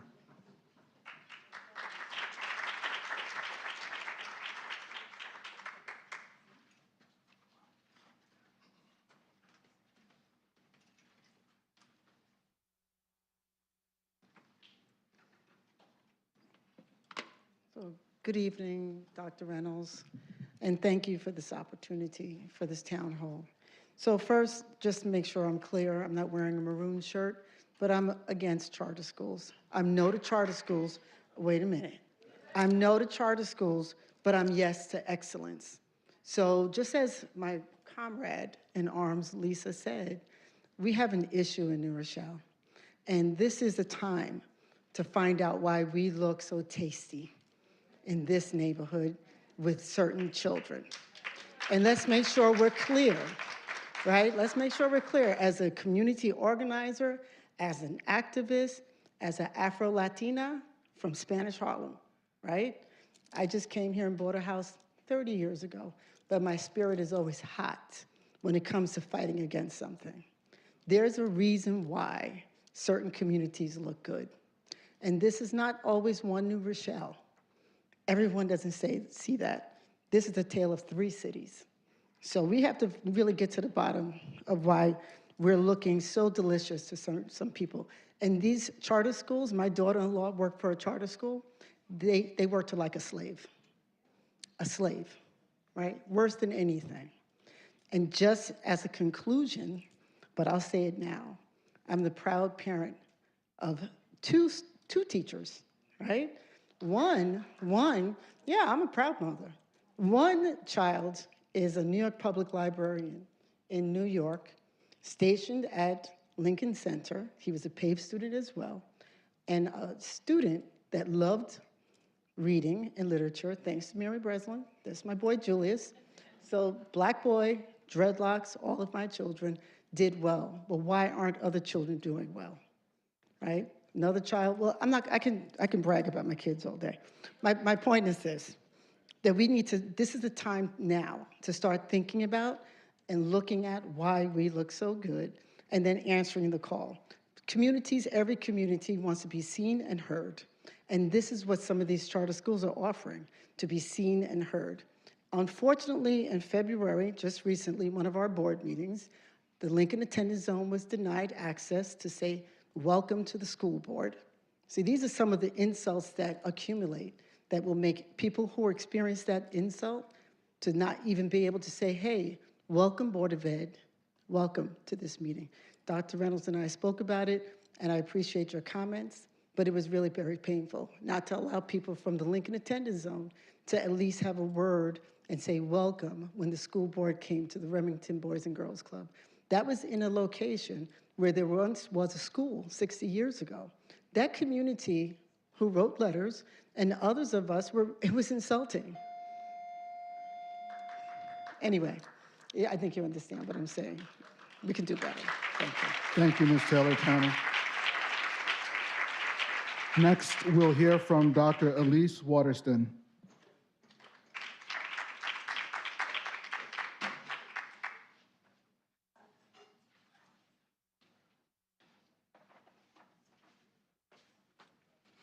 Good evening. What a night. This has been really, truly a remarkable evening, and I appreciate it.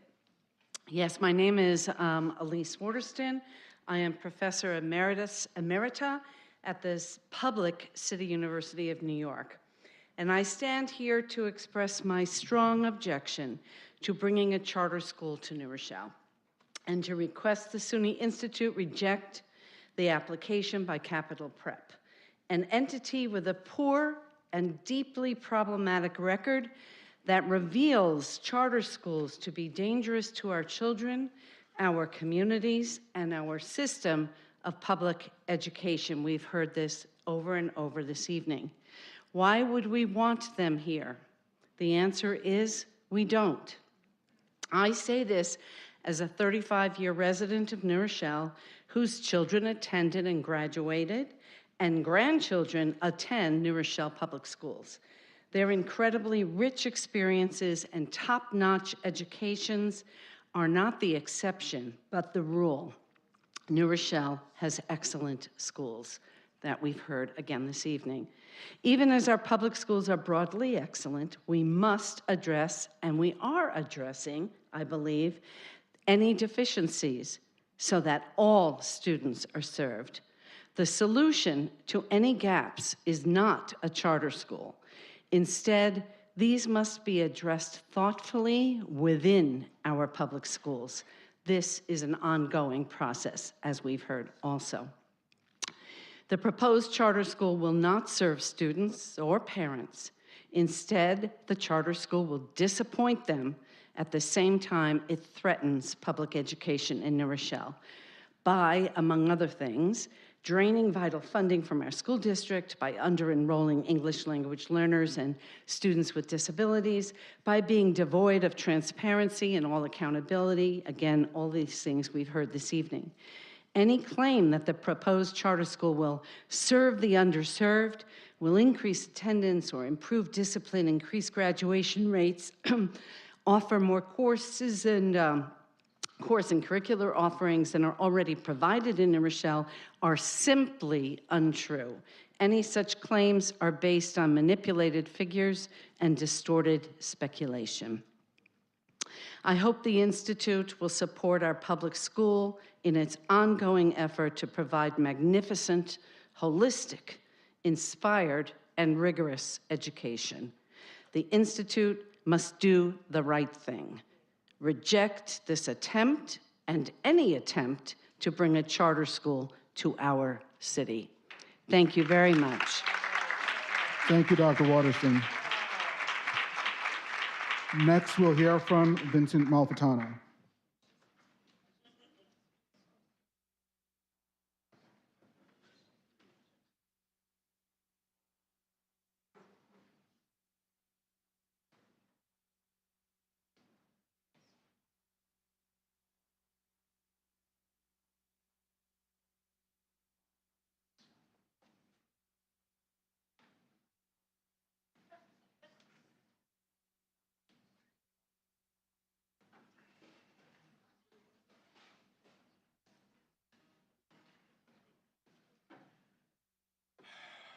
Yes, good evening, Vince Malfitano.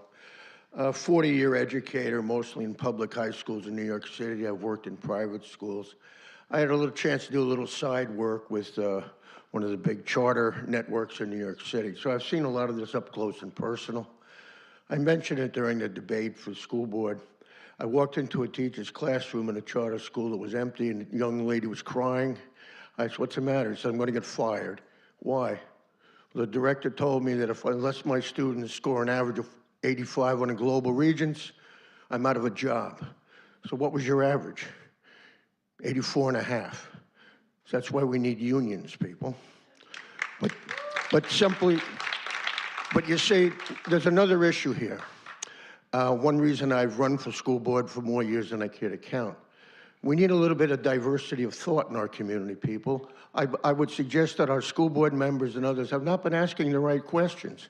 Ms. Burton has, and some others. What is it about our community that attracts these charter schools that think that we're ripe for the picking? Mr. Iannuzzi and the other board members have no answer to that, and they're not interested in finding out. Please direct your statements to me, Mr. Malfitano. I am directing it to you. Mr. Iannuzzi has no interest in that. Okay? I'm telling you, he has no interest in it. Is that good enough? Now, what I'm suggesting to you is this. Until we get some real people to do some thinking in our community as to what is it that's attracting these people to think that we're ripe for the picking, we're not going to solve the problems that Ms. Burton and others have talked about. Yes, New Rochelle, we do have a lot of issues. And if we keep doing the same thing every year with 7 and 8% of the people voting and the same people turning out and the same crop of people coming up, I don't know if we're going to really address these issues that need solving. So let's try to actually get a community of people together that are actually willing to discuss with each other some of these rock-solid issues that are creating dilemmas. I'm not a big fan of charter schools, but I am a big fan of knowledge. So let's try to expand our horizons a bit and not just make it a political rally. That doesn't help us. And we do need some help. Thank you. Thank you, Mr. Malfitano. Next, we'll hear from Stephen Mayo.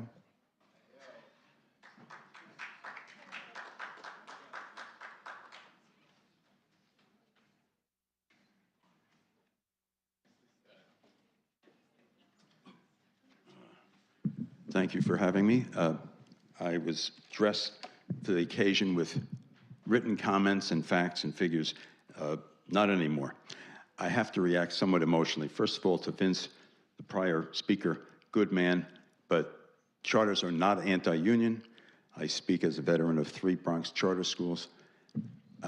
Each of them had a different union. So I guess unions are the choice of the membership of the teaching community. Not necessarily the founders, though I do know founders can be pro or anti-union. I, however, am a management veteran, a private business owner. I had a union.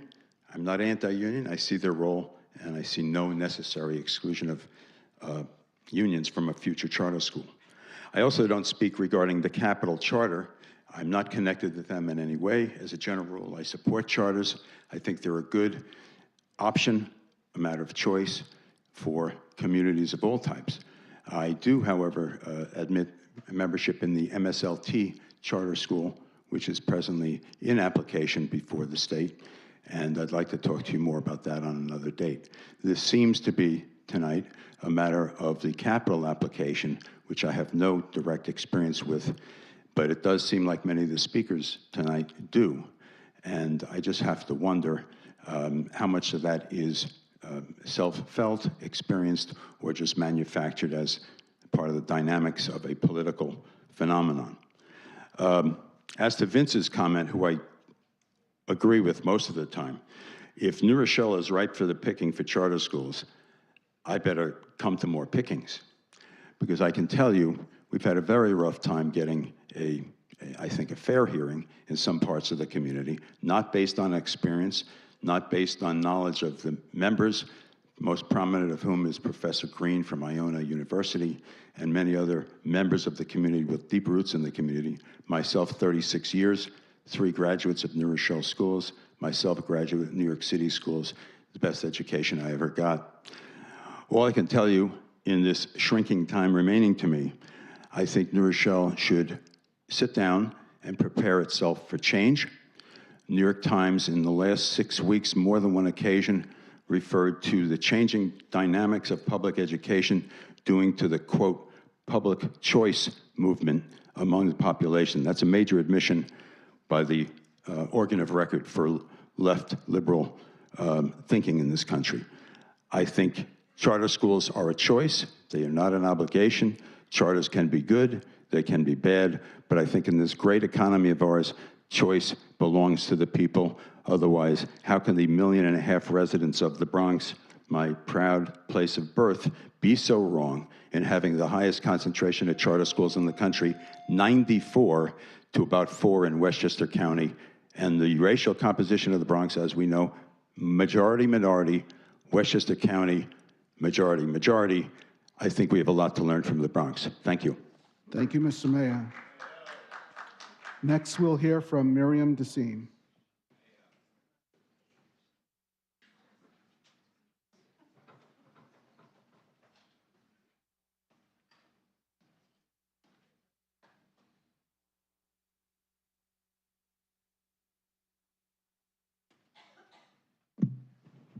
Good evening. I didn't think you would actually get to me tonight. There's so many people here. It's good to see. Miriam Desime. I am also a proud graduate of New Rochelle School District. And I love the school district. I do not favor charter schools because I do feel that they are a parasite on public schools. All of this public-private partnership that seems to never work out for the people. It always works out for the private corporations. So it's a drain. They see one of the biggest budgets, which are school budgets, and they see an end to getting that money.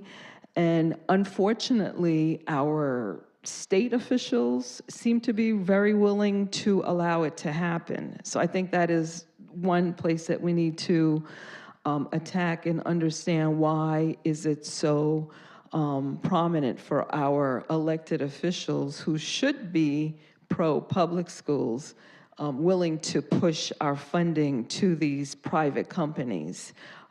It's really sad to see when I look at New York City having to advertise for families to love their school, just as we're doing this Love Fest now, to advertise kind of for us, but they're actually advertising on the television and paying good money that should be going to students to marketing so that they get kids coming to their schools. And Success Academy is also advertising. So this is what we're gonna end up becoming. We've all talked about why do we look so delicious? Well, that's the excuse. That's the excuse that's used. You don't see charter schools going into a district like Bronxville or Scarsdale, since it's such a great thing to do. Why aren't we going into those great school systems? Why is it that we're always going into schools that we think we can access, you know, Black people, people who we feel have been underserved by school districts? And that in lies the issue. We do have these issues that we've got to not create a committee, not think about, not strategize, but we really have to figure out how we're going to access, how we're going to give all our kids the access to our wonderful school district. That's the problem. So instead of us being here, and I recently asked you questions about the summer school on purpose. I know most of the answers that you didn't give me yet, but we want to know why we need to fix things and how to fix things. Let's understand who are these kids who are in summer school. That is a big chunk of where we can improve. And oh, by the way, our TSI students, they graduated this year. And we didn't do anything to improve their lives and help them transition into adulthood. That's what we got to answer. Thank you, Mrs. DeSime. Yeah, thank you. Take care. Next, we'll hear from Charles Stern.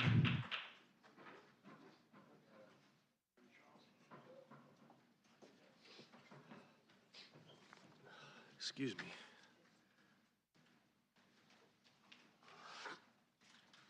It'll be very brief remarks because I'm freezing. Dr. Reynolds, I'm here to express my support for the Capital Prep Charter School proposal for New Rochelle. I've had the opportunity to speak directly with Dr. Perry about the school proposal, and I've heard from his team as well. And I know that this will be a successful initiative. By way of a little background, my wife and I, Deborah Stern, and I founded the Amani Public Charter School in Mount Vernon, New York, along with a whole group of parents and educators and other people in 2011. All I can add to tonight's dialogue is that charter schools most definitely are public schools. And that's not a slogan, that's a fact. And I'm not here to change anybody's mind. I'm here to register in the record that I think that the proposal for Capital Prep is worthy of the consideration by SUNY and by the State Education Department. But I would just add a few facts. You've heard some things here tonight, and with all due respect to my dear friends in the Teachers Union, it says here in this literature, charter schools are privately owned. The first 5 words, it's just not true. It's just false. It's as false as can be. And what I would say is, let's I would ask you to do what we tell the kids. Read your work before you hand it in. The Amani Public Charter School, and if you want to understand a little bit more about it, go to amanicharter.org. If you have friends with kids in grades 5 through 8, you can apply online. It's free to apply. It's free to attend. We don't cherry pick anybody. I think you'll experience a surprise if you're open-minded and your heart is open and you can understand why parents need options for their children. I also have some history with New Rochelle, and I know that there are varying levels of wealth in this community. And some people have the option to write a check and move if they don't like the schools. Or they can attend private school or parochial school if that's what they choose to do. Not everybody has that option. So charter schools are about giving parents and young people options and opportunities to achieve. We offer a longer school year. We offer a longer school day. We have school uniforms. We have a theater arts program. We educate special education students. We are under the same exact accountability model as the regular public schools. I am supportive of this proposal. Thank you. Thank you very much, Mr. Stern. I'm going to remind the audience that we are here to listen and we are here to receive information from both sides. So I'm going to ask if you would please use some decorum and do not respond to anything that's being said at the podium. Please allow the speakers to speak directly to me. Next, we will hear from Valerie Cadet Simpkins.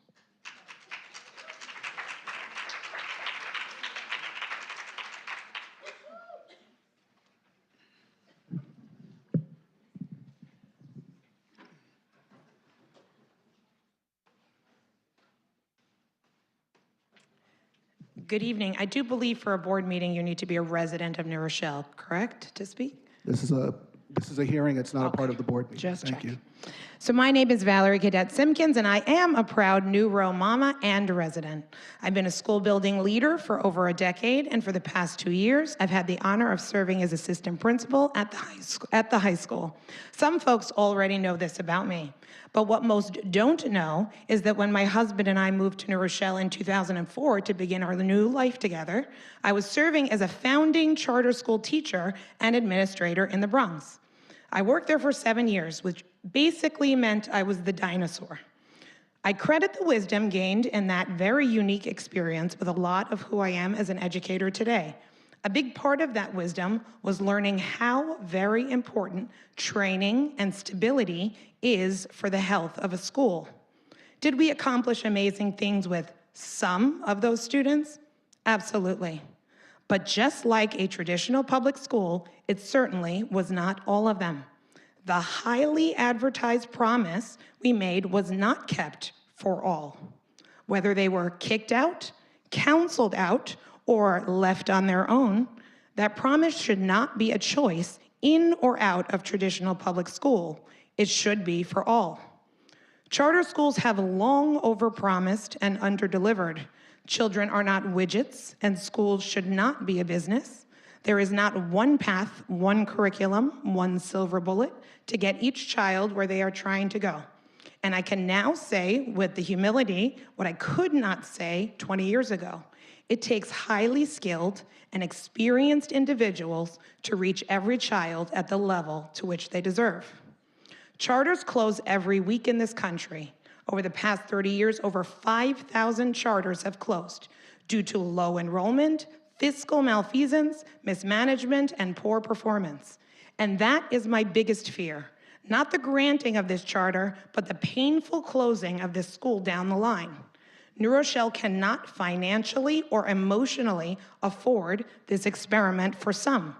We are not the place for Capital Prep to come to rebrand themselves. If they are not even accountable to this community today, what makes us think they will be more so down the line? New Rochelle is not New York City, which operates with $40 billion. In comparison, we operate with around $340 million. At capacity, that charter school will drain $3 million from our budget in year 1 and a projected $12.6 million by year 4. The economic impact to our district will impact many of our existing programs, crucial programs that make us shine: PAVE, science research, MBK, athletics, our CELA program, Kaleidoscope, BOCES, even subsidizing Metro cards for families so their students can get to school. All of that will be threatened by the loss of district funds to a charter. No, thank you. Thank you, Ms. Cadet Simpkins.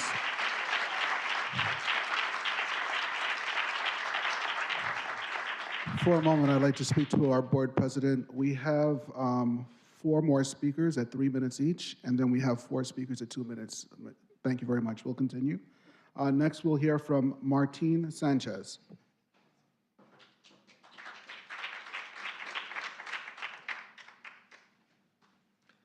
Buenas noches. I was appointed and then elected to the school board many years ago. We had many challenges. Many questions were made and many questions were answered to the many issues we had in different schools.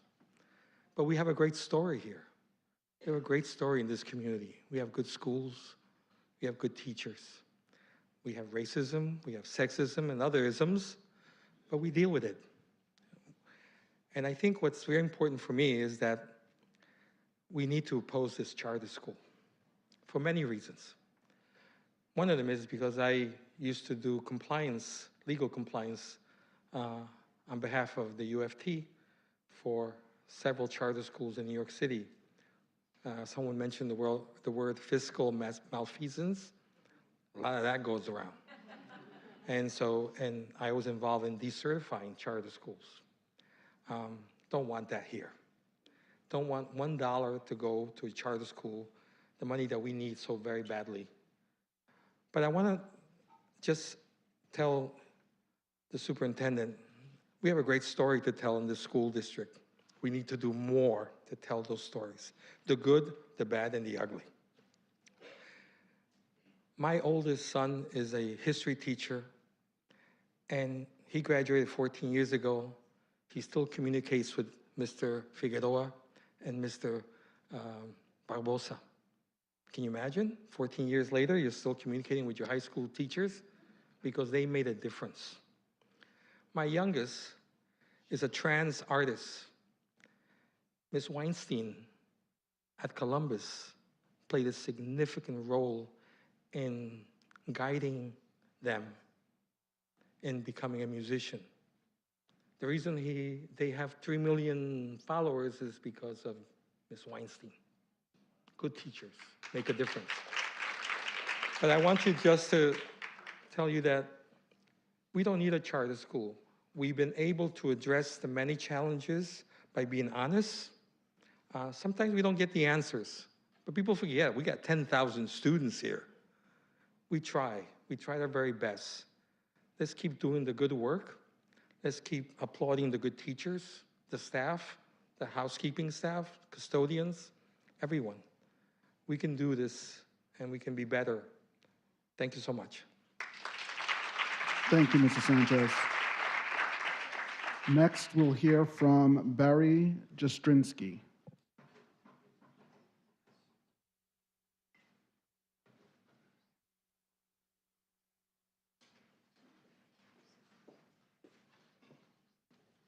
Thank you. And first I want to say thank you for having this forum. I'm Barry Jastrzynski. I've been to many and never seen such a large group. I want to shake out some of the applause for you, sir, for bringing us together. For everybody here, just Tuesday night, for all of those, one quick question. Is anybody here going to have their mind changed by anything they heard Please tonight? direct your questions to me, sir. Okay, sorry, I will. So let me introduce myself. I'm an artist. I've taught 10,000 students at a commercial space. I've won awards from New York City from the Municipal Art Society, been written up in the New York Times, run a nonprofit, longest running. I'm in the Smithsonian Institute, where I've held over 150 talks on the arts. And I work with education, with CEI, Center for Education and Innovation, the PhDs and the people in teaching. Have you heard of that organization? Have you, sir? CEI was founded to stop problems in Harlem District 4. There's a book about it. Cy Flegel was a friend. Spoke about education with him for 30 years. John Falco passed, and another gentleman who's now in Yonkers doing good work. Charter schools are a choice. New Rochelle doesn't need a choice. We have the #1 school system in the country. Maybe not. I graduated '78. In those days, the U.S. was #1 in education. Right now, we're #2. No, we're not. Why? Because of charter schools? No. $300 million. They're going to take 12 million. That's 4%. You're being taught to fear. Everyone's telling you fear. I'd love to have the PhD. Give her logic. I was a math major here. Mr. Joseph, great teacher. Art, Mr. Blackburn, inspiring. It was apartheid in this school. The wealthy, smart kids were in the smart classes, and yeah, we matriculated in gym, and I got my ass kicked in Albert Leonard by black kids. Excuse me, sir. Sorry, I have personal issues. I've heard people speak about Mount Vernon schools. I've heard parents cry. I'm going to ask that you use decorum in your statement, or we will remove you from the microphone. I am sorry, I get very emotional, and here's why. I hear teachers talking against education, and you think you're for it. This is a choice. Don't choose it, but let them make an option. Are there bad charters? I could tell you ones where they hire all their family and they do nothing. There are bad charter schools. Are there bad public schools? You bet, that's why. New Rochelle's beautiful? No, it's not. This school system stinks, and so does your board. Wake up.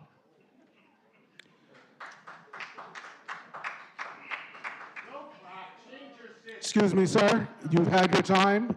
You're going to be asked to leave.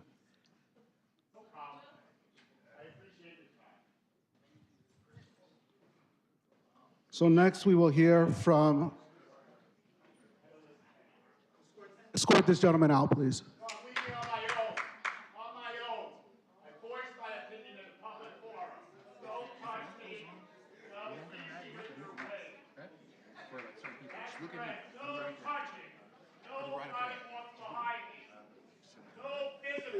No one will touch you, sir. Please leave.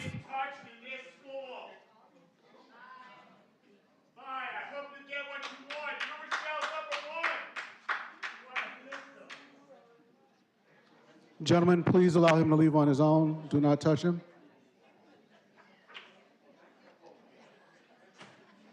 Again, to our audience, I apologize for you having to experience that. We are entitled to our opinions, but we're going to do so in a respectful manner.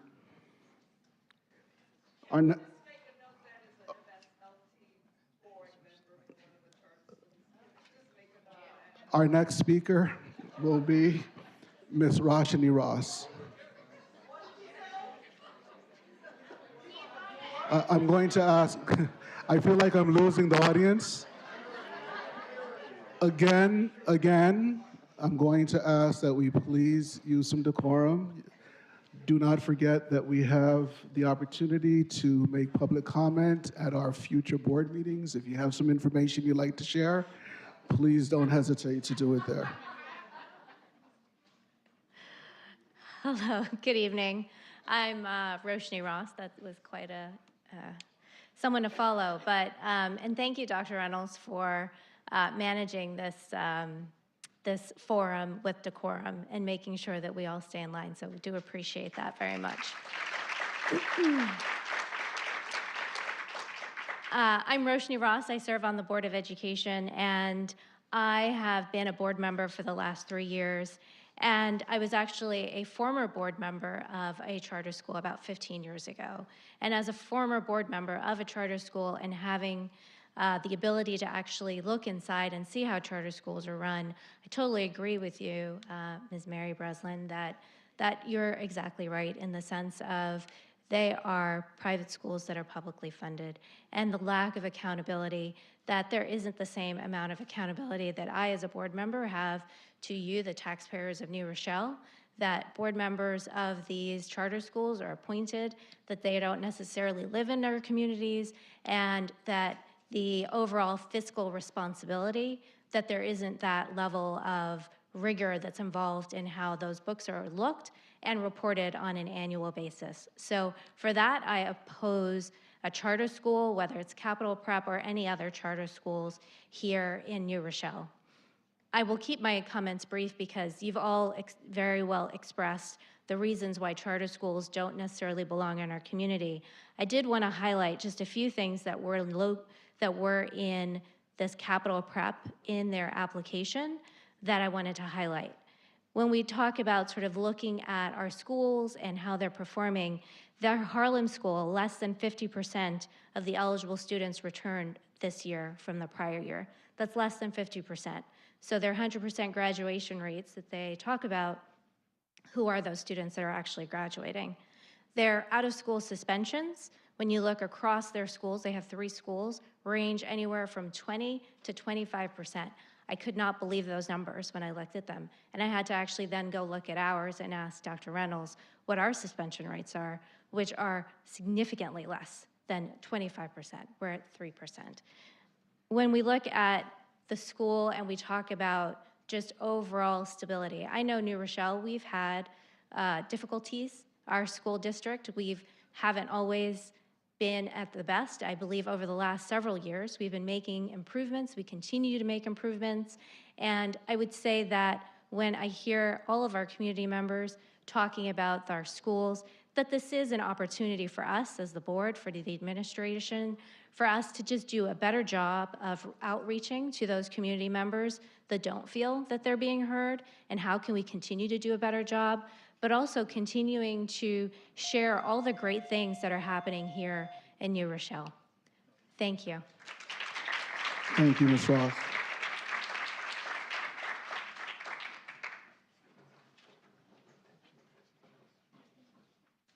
Next, we'll hear, and this is the last of our 3-minute comments. Next, we'll hear from Valerie Williams.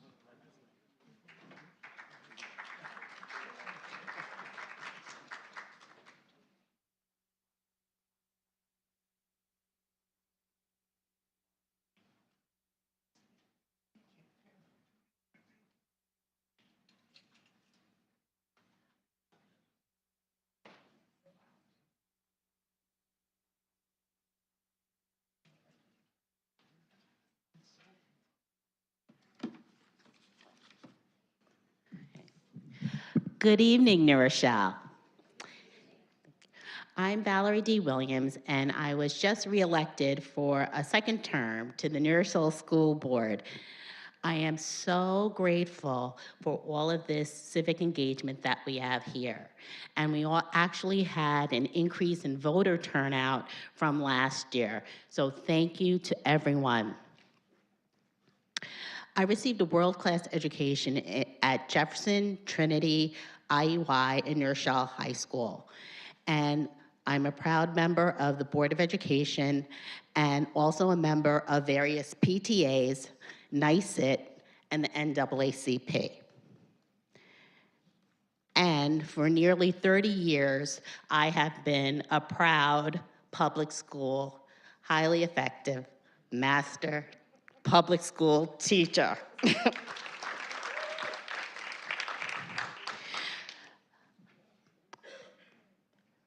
Public school is a jewel in the crown of the Queen City of the Sound.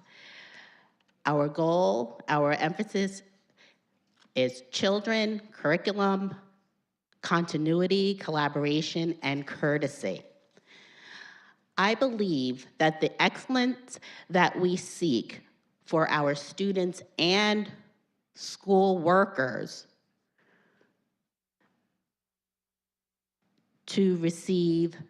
who are receiving excellent, good, fair, or bad experiences is in this room and in our district. I look forward to the next 5 years to collaborate with the speakers this evening, audience members who are in person and who are virtual.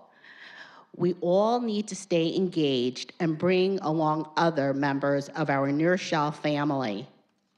We're here to express our opposition to the charter school, but we also need to come together and work together as a family to improve our school and make the school district the best that it can be for everyone.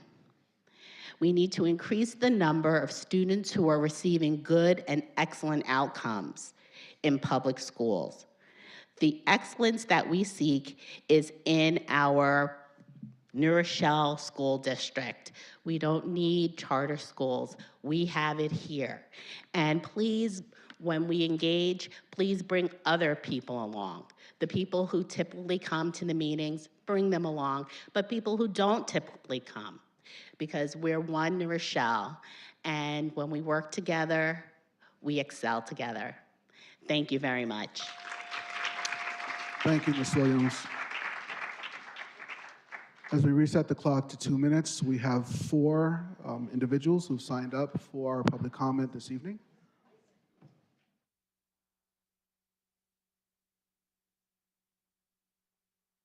Two minutes.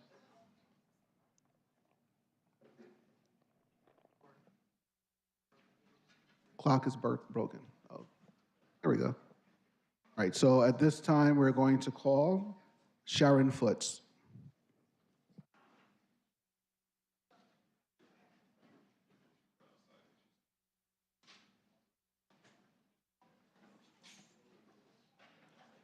All right, we'll reserve her spot. She's here. She's just out in the hallway.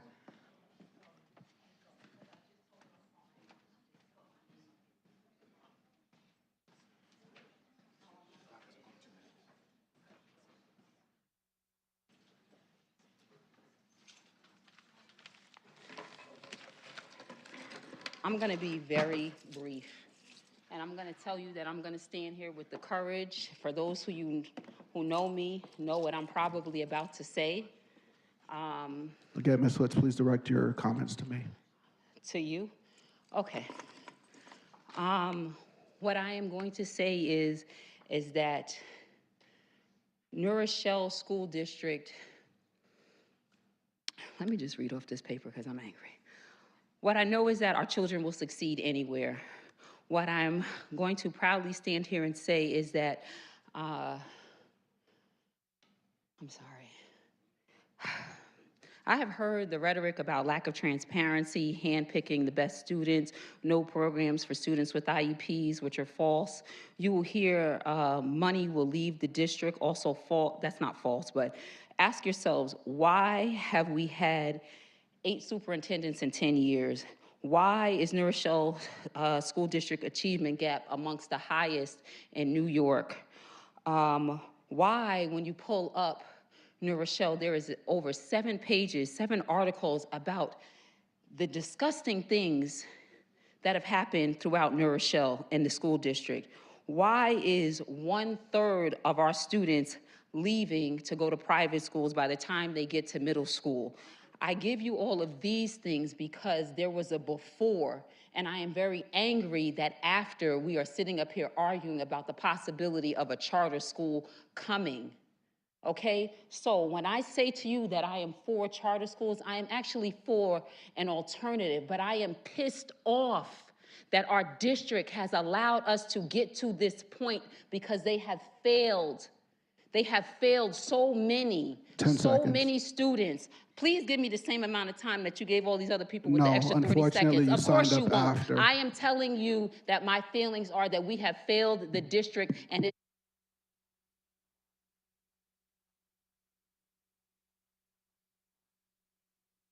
Thank you, Ms. Foots. Next, we have Ms. Diana Lovett. Please reminded, if you signed up after the meeting has begun, you're only allotted 2 minutes.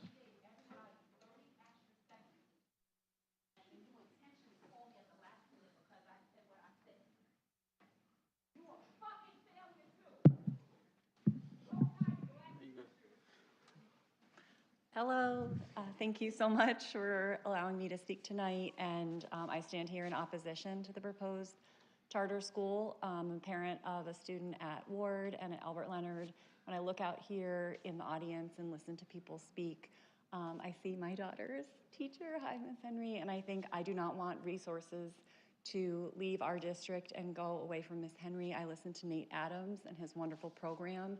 I do not want resources to leave our district and go away from his program. I listened to Aisha Cook and Mary Breslin and their vision for our teachers and for our district and for our students, and I don't want resources to go away from them. And I listened to Katie and Adina and Will, and these are people who serve our district so capably. So I stand in vehement opposition to taking resources away from our wonderful community, from our leaders, from our teachers, and from all of the people who work in our schools, from our custodians, our teachers, our staff, our support staff, our administrative staff. The last thing I want as a parent is for resources to go away from them. So thank you so much. Have a good day. Thank you, Ms. Lovett.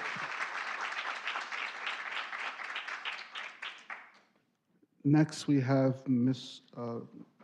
Atto Sparkman. Did I say your first name correctly? Attu. Please forgive me. Attu Sparkman.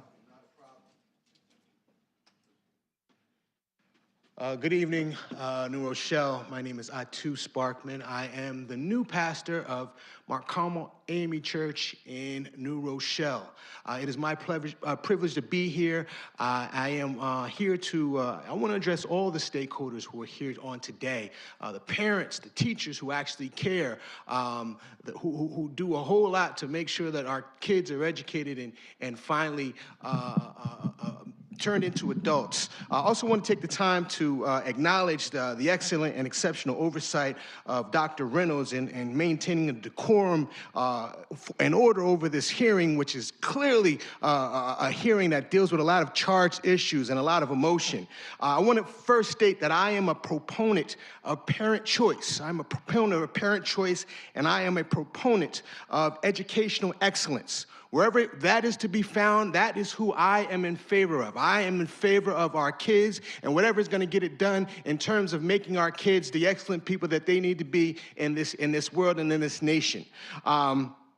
I'm new to clearly I'm new to this community. I'm here to listen to the issues. I've talked for hours to some parents and teachers just to get a better handle. But I am still listening. I am still learning. It is clear to me though that this particular school district has a decent budget and good resources and they provide exceptional education compared to many other school districts.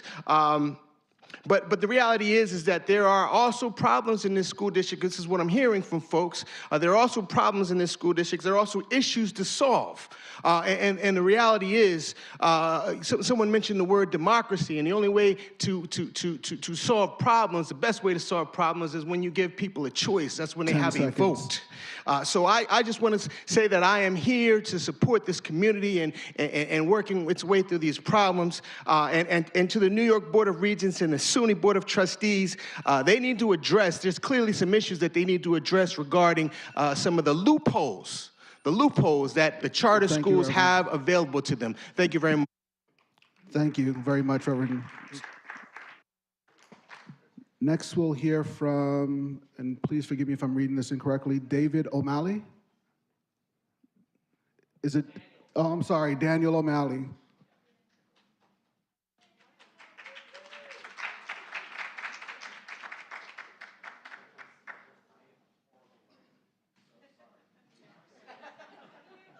Are you a graduate of New Rochelle Schools? Hi.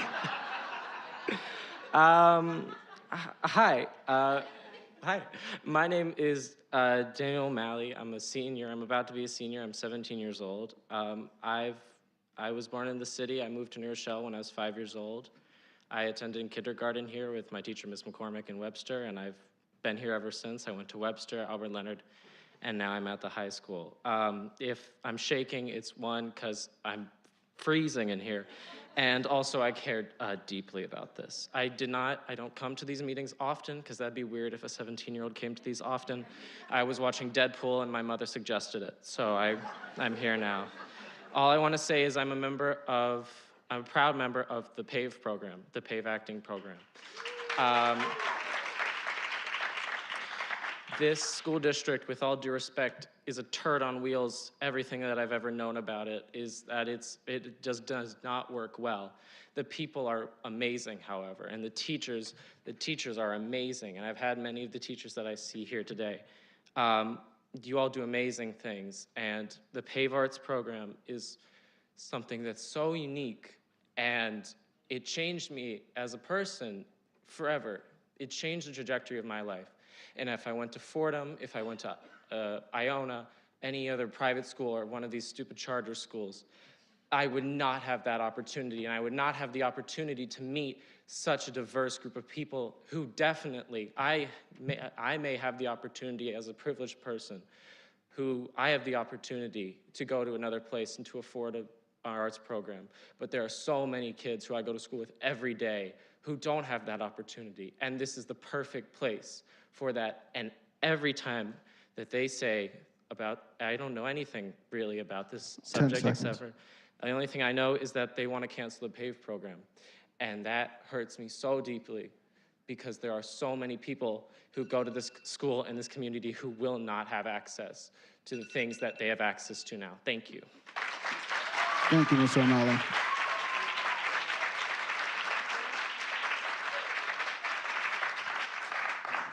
And to any young person in New Rochelle, not only our students, but please do not find it weird to come to these meetings. Please come, because you are the future and we need you to take care of us. So come and learn about what it is that we're doing.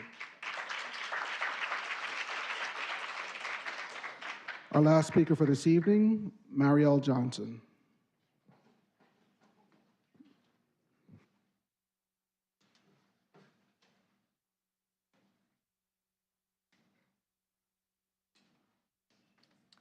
Good evening. I just wanted to go on record as a mother of two sons, one that is going to the 5th grade at Ward and the other that is going into the pre-K4 lottery program.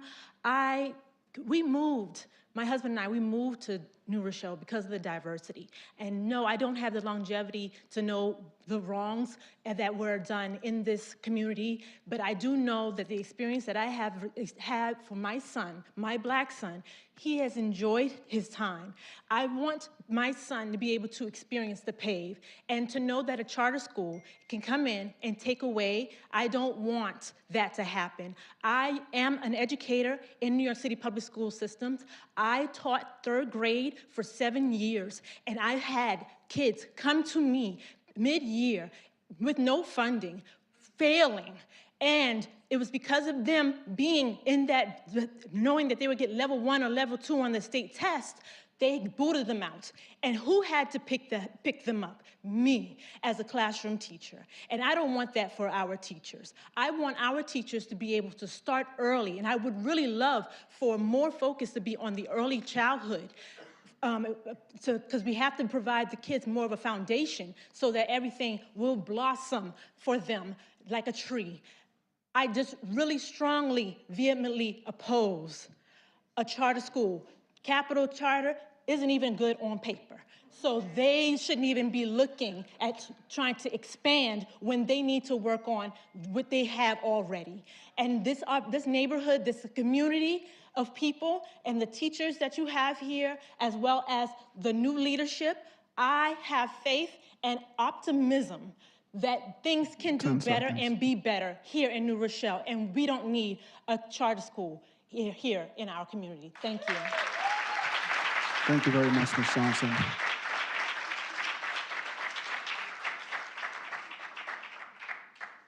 So to our community members who are here, regardless of your opinion, I thank you for your time to come and share your thoughts, share your mindset, share your criticisms, and share your support on behalf of the City School District of New Rochelle.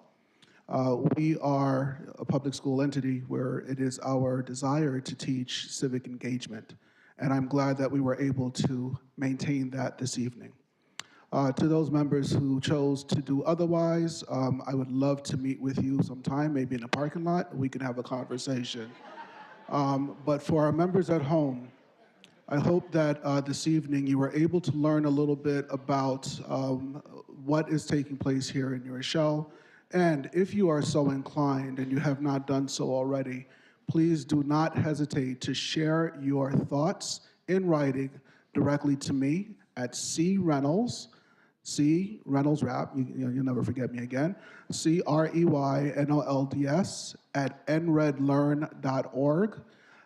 Any of your comments will be shared directly with the SUNY Institute. I will be sure to forward them there And we would ask that you would please provide those comments to us in writing no later than noon on Thursday, this coming Thursday, August 1st. No later than noon, Thursday, August 1st. Again, I thank you for your time and attention this evening.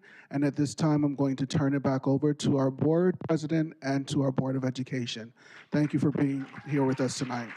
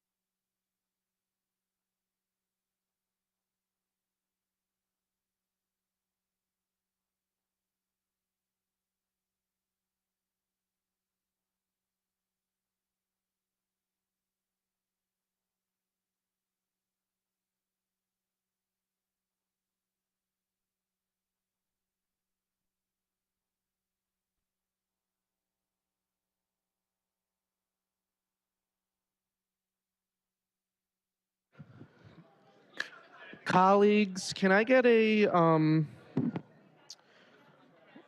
motion and second to close the public hearing on the proposed Capital Preparatory Charter School of New Rochelle and resume the regular meeting? So moved, Brooks. Second, Castellano Minaya. All in favor? Aye. Any opposed? Motion carries. The first thing on the agenda is the district-wide safety plan. Dr. Reynolds, if you have any update on that? Thank you very much, Mr. President. Please note to our board members, the safety plan has been updated just with names and positions after the reorganization.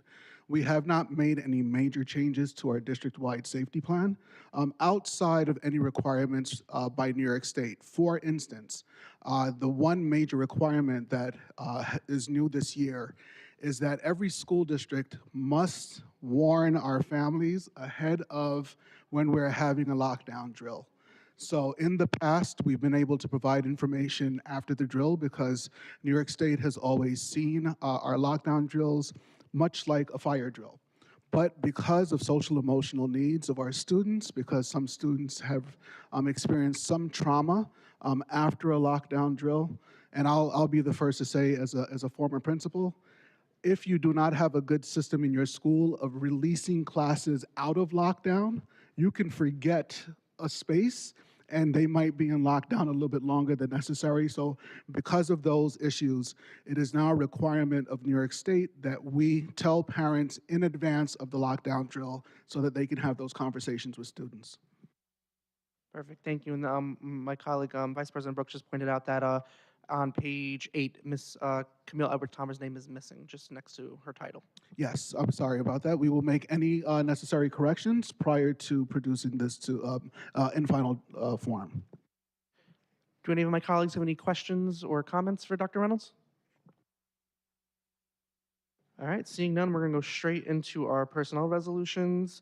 Colleagues, can I get a motion second to approve consent agenda for personnel resolutions number 25-79, 1 through 4, number 25-80, 1 through 8, number 25-81, 1 through 71, number 25-82, 1 through 13, and number 25-83, 1 through 26, according to the recommended action for each item. So move Vega. Second, Brooks. All in favor? Aye. Aye. Any opposed? Motion carries. Next is new business consent agenda, general resolutions. Colleagues, can I get a motion and a second to approve consent agenda for general resolutions number 25-84 through number 25-94, according to the recommended action for each item? So moved, Ross. Second, Castellano Minaya. All in favor? Aye. Aye. Any opposed? Motion carries. So our next meeting will be Tuesday, August 13th. Location to be determined, because our board chambers will not be ready by that time. So we will let the public know what the location is going to be. Colleagues, can I get a motion and a second to adjourn the meeting? So move Vega. Second, Brooks. All in favor? Aye. Any opposed? Motion carries. Thank you all for coming out tonight. We appreciate it.